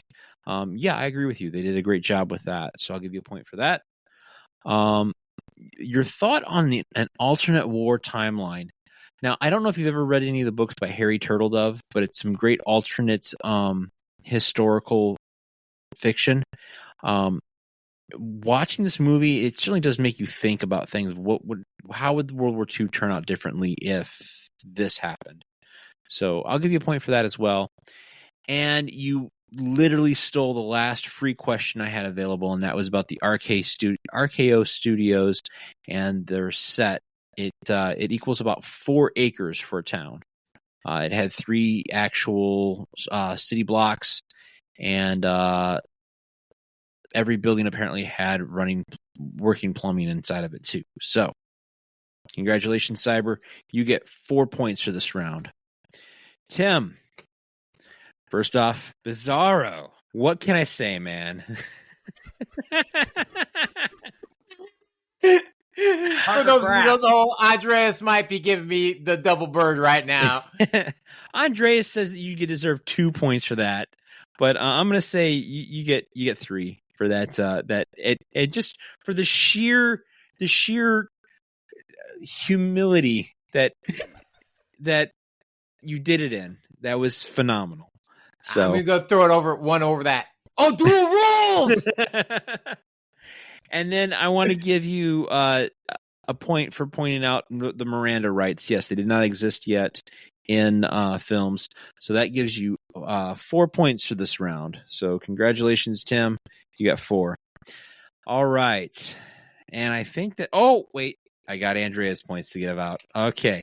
Andreas, the fact that you mentioned an inverse timeline, I'll give you a point for that. I also have to say, I like the fact that you have managed to tie A Christmas Carol into Clarence and George. The way that you were able to mention those tropes, I'll give you a point for that. Congratulations. That was really, really clever thinking on you. I'm also going to give you a point for the fact that you have now beat the over and under, and you mentioned another comic book character of Mxyzptlk, and you kind of sort of got his name right. I'll give you a point for that. And then, of course, you had to mention Uatu, the Watcher from What If. So, congratulations. 4 points for you on that as well. So, now, before you tally, Matt, I think Andreas should get also a special award that I decided this evening we should create. I believe he should get the Billy Madison Award for everyone in this room is now dumber for having listened to his rant. That sounds like a fine idea. Congratulations, Andreas. You are now the proud recipient of the first ever Middle-Aged Movie Reviews Billy Madison Award. Oh, my God. I gotta say Just say no, kids. No, kids. Thank you, but you could just easily shorten that. Oh no, it's posted, sir. It's posted. Oh, God. All right. Well, before I give out the final totals, let's go ahead and take a look at our death clock. So, gentlemen, is this movie worth taking 2 hours and 10 minutes off your death clock? I'm going to go to you first, Cyber. Is it worth it? I would say yes. It's definitely worth the 2 hour and 10 minute runtime. If it definitely is something that it would be a fantastic Christmas movie every year to watch at least once a year. So I would definitely say it's worth time off your death clock. Simple fact that not only is it a great and fun lesson for all of us to understand, and also it kind of gives us a little bit of a history lesson as well. And that it really helps you to, and really makes you think of different and alternative realities, as we've come to said over the course of this review. So I would say definitely it's worth your death clock. Simply the fact that it is going to become a Christmas classic in my house, and it is just a really well done film with a lot of great people that brought to life such a very interesting. Fantastic. All right, Joey, we know this is your favorite film, but is it worth taking time off your death clock? Once a year, and I will continue that tradition. Every once in a while, I've missed out. I forget to watch It's a Wonderful Life, but generally once a year, I take the time off my death clock. Okay, Mr. Pop Culture Guy, Mr. Middle-Aged Movie Reviews, Billy Madison Award holder. Is this movie worth taking time off of your Marvel Universe death clock? Wow. I did not expect this podcast gone to a very final frontier of pop culture stuff, so I'm very proud of that. So, but yes, it's definitely worth my death clock. This is a Wonderful Life. I was very surprised how good it really was. I think it's definitely a top tier Christmas movie. Not in my ranking, but I think it's everyone's viewing to watch it every Christmas season. It's just a very unique film. If better example, I bring up the Christmas Carol because they took elements of the Christmas Carol. This is a new kind of twist version of the Christmas Carol. If you get tired of the same old Christmas Carol specials or movies we got, and I think It's a Wonderful Life is a good counter program to inverse, a old-fashioned tale of what if, what we got, like what regrets we had and what we could have done differently in the previous time in our lives. And I think this movie deals with that very well. And it's a very honest movie, which I was so surprised because that's something we haven't talked about. The fact that we don't get the villain get his his arrest, during this time, as Tim said, for the Haze Code, they always had to do that. But the fact that this movie didn't do that is really cool and realistic because, come on, like, he's going to get away anyway. And despite, the evidence he's getting old and all that, it's, I really appreciate how realistic this film is. And I definitely will rewatch it again and put it hopefully in my Christmas watching. So I highly recommend everyone to watch it, and it's worth the depth. Great. I'm glad you were able to get something so significant and wonderful out of this film. I'm glad it touched you in your heart and that you're willing to watch it again and again and again. That's awesome. All right, Tim, how about you? Is it worth taking time off your death clock? Absolutely. I mean, not only is it a fantastic Christmas movie, but it's one of the most inspirational movies out there. And I think people need movies like this. I mean, all our movies these days, they're gritty, they're hard, they're dark, it just, and they just drive home the reality of our world all the time. And we just don't get a lot of inspirational films like this that at the end, it makes you not only appreciate what you've watched, but makes you kind of sit back and analyze your life a little bit. So I don't think it's just worth 2 hours of your life. I think it's, as Joey said, it's worth 2 hours of your life every year to just reaffirm that, look, there is good in the world. There is positive things, and there is things that should inspire you to want to not only do better, but to be better, and to realize that the world's not just a flaming shithole. It just, it really is. I mean, there is good in the world, and you just got to take a moment to step back and see it. And I think this movie does that, and it makes you realize all the richness that you have in your life that you may not on a daily basis realize are there. Fantastic. I have to say, I have to go with all you guys. I think that this is definitely worth time taking off your death clock. And I have to say that if it wasn't for back in 1974 when the copyrights lapsed on the film, that we probably wouldn't have heard about this movie because it was a flop in the box office and nobody really wanted it. And then once the copyrights fell through or lapsed, they were able to play it on television. It became an instant classic. So yeah, it is definitely worth taking time off your death clock to watch. All right, gentlemen, and now for the final reveal, our total point score tonight. Tim is our winner with 20 points, followed behind with a very close record there with Joey at 17 points, and then Cyber at 14.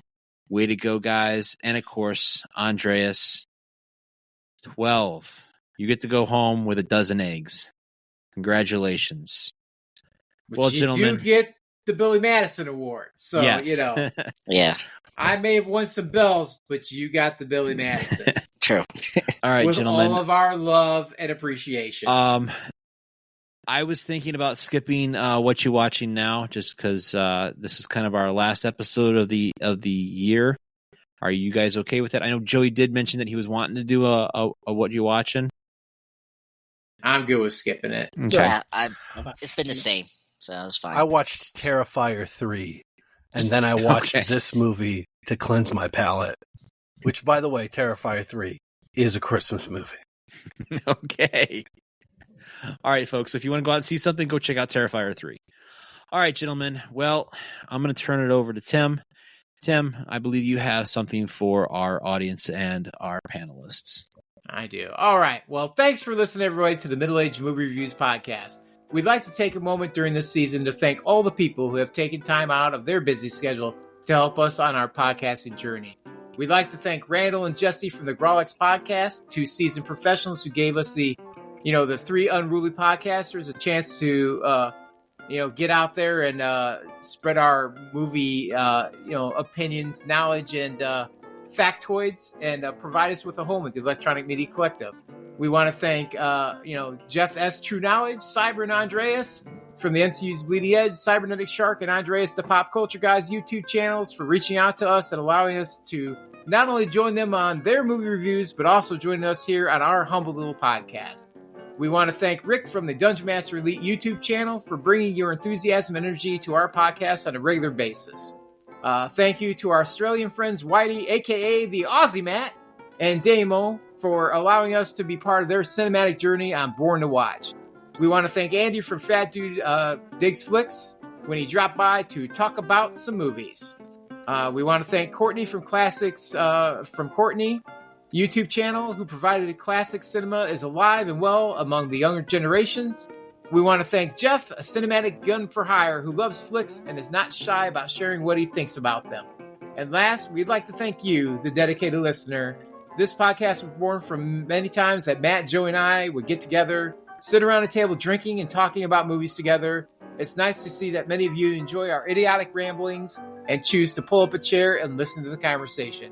Have a great holiday, and we'll see everybody next year.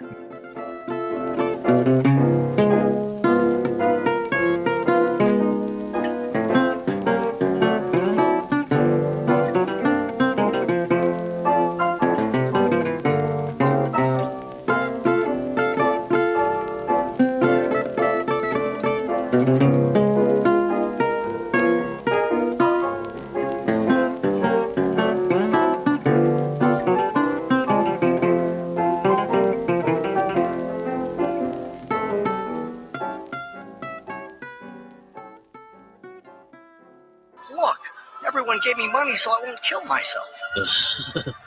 That's stupid. That would never happen in real life. Yeah, really. Change it. I just love you guys so much.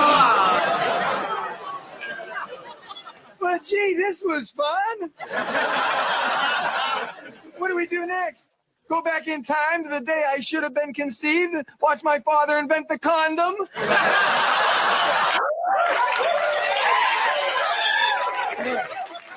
No more time travel for me. It gives me the runs. Besides, Bundy, you're the one who wanted to see what life would be like if you'd never been born. So grin and bear it. Family, I have a little announcement. I do have a special Christmas present for everyone. I've watched you all suffer in this hovel for years, but over the years, I've been saving. And that, along with Mommy's sewing money, has allowed me to buy us a new house. A mansion, really. So how about joining me in a Woj-Jablonski?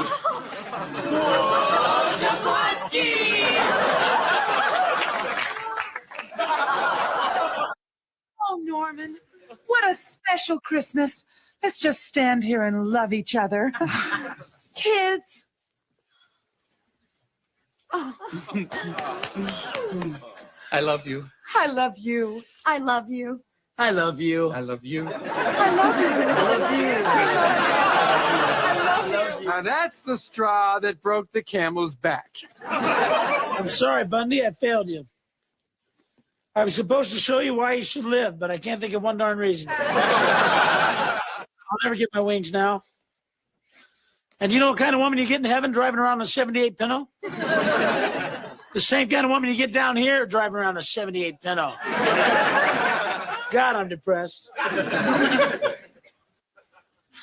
that's good.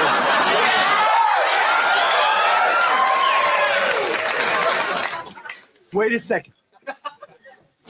I want to be back with my family. Why? Look at them. They're happy. Not a care in the world. You think I'm going to let that happen after all the grief they put me through? I want to live. Bundy, are you serious? That means I'm going to be an angel. I'm going to get my wings. I'm going to be a real angel. But first, I'm going to go take a look at my ex-wife. You really did love her, huh? No, I just want to put a package of ding-dongs just out of reach of her pork pie fingers. And then as she uses that 1,000-pound bulk over the table, lifts up 3 of her chins so she's able to put one of them into her mouth, I'm going to turn them into me, a 20-year-old rotting corpse. How do you like that, Thelma? Daddy's home for Christmas, you pig, you slut.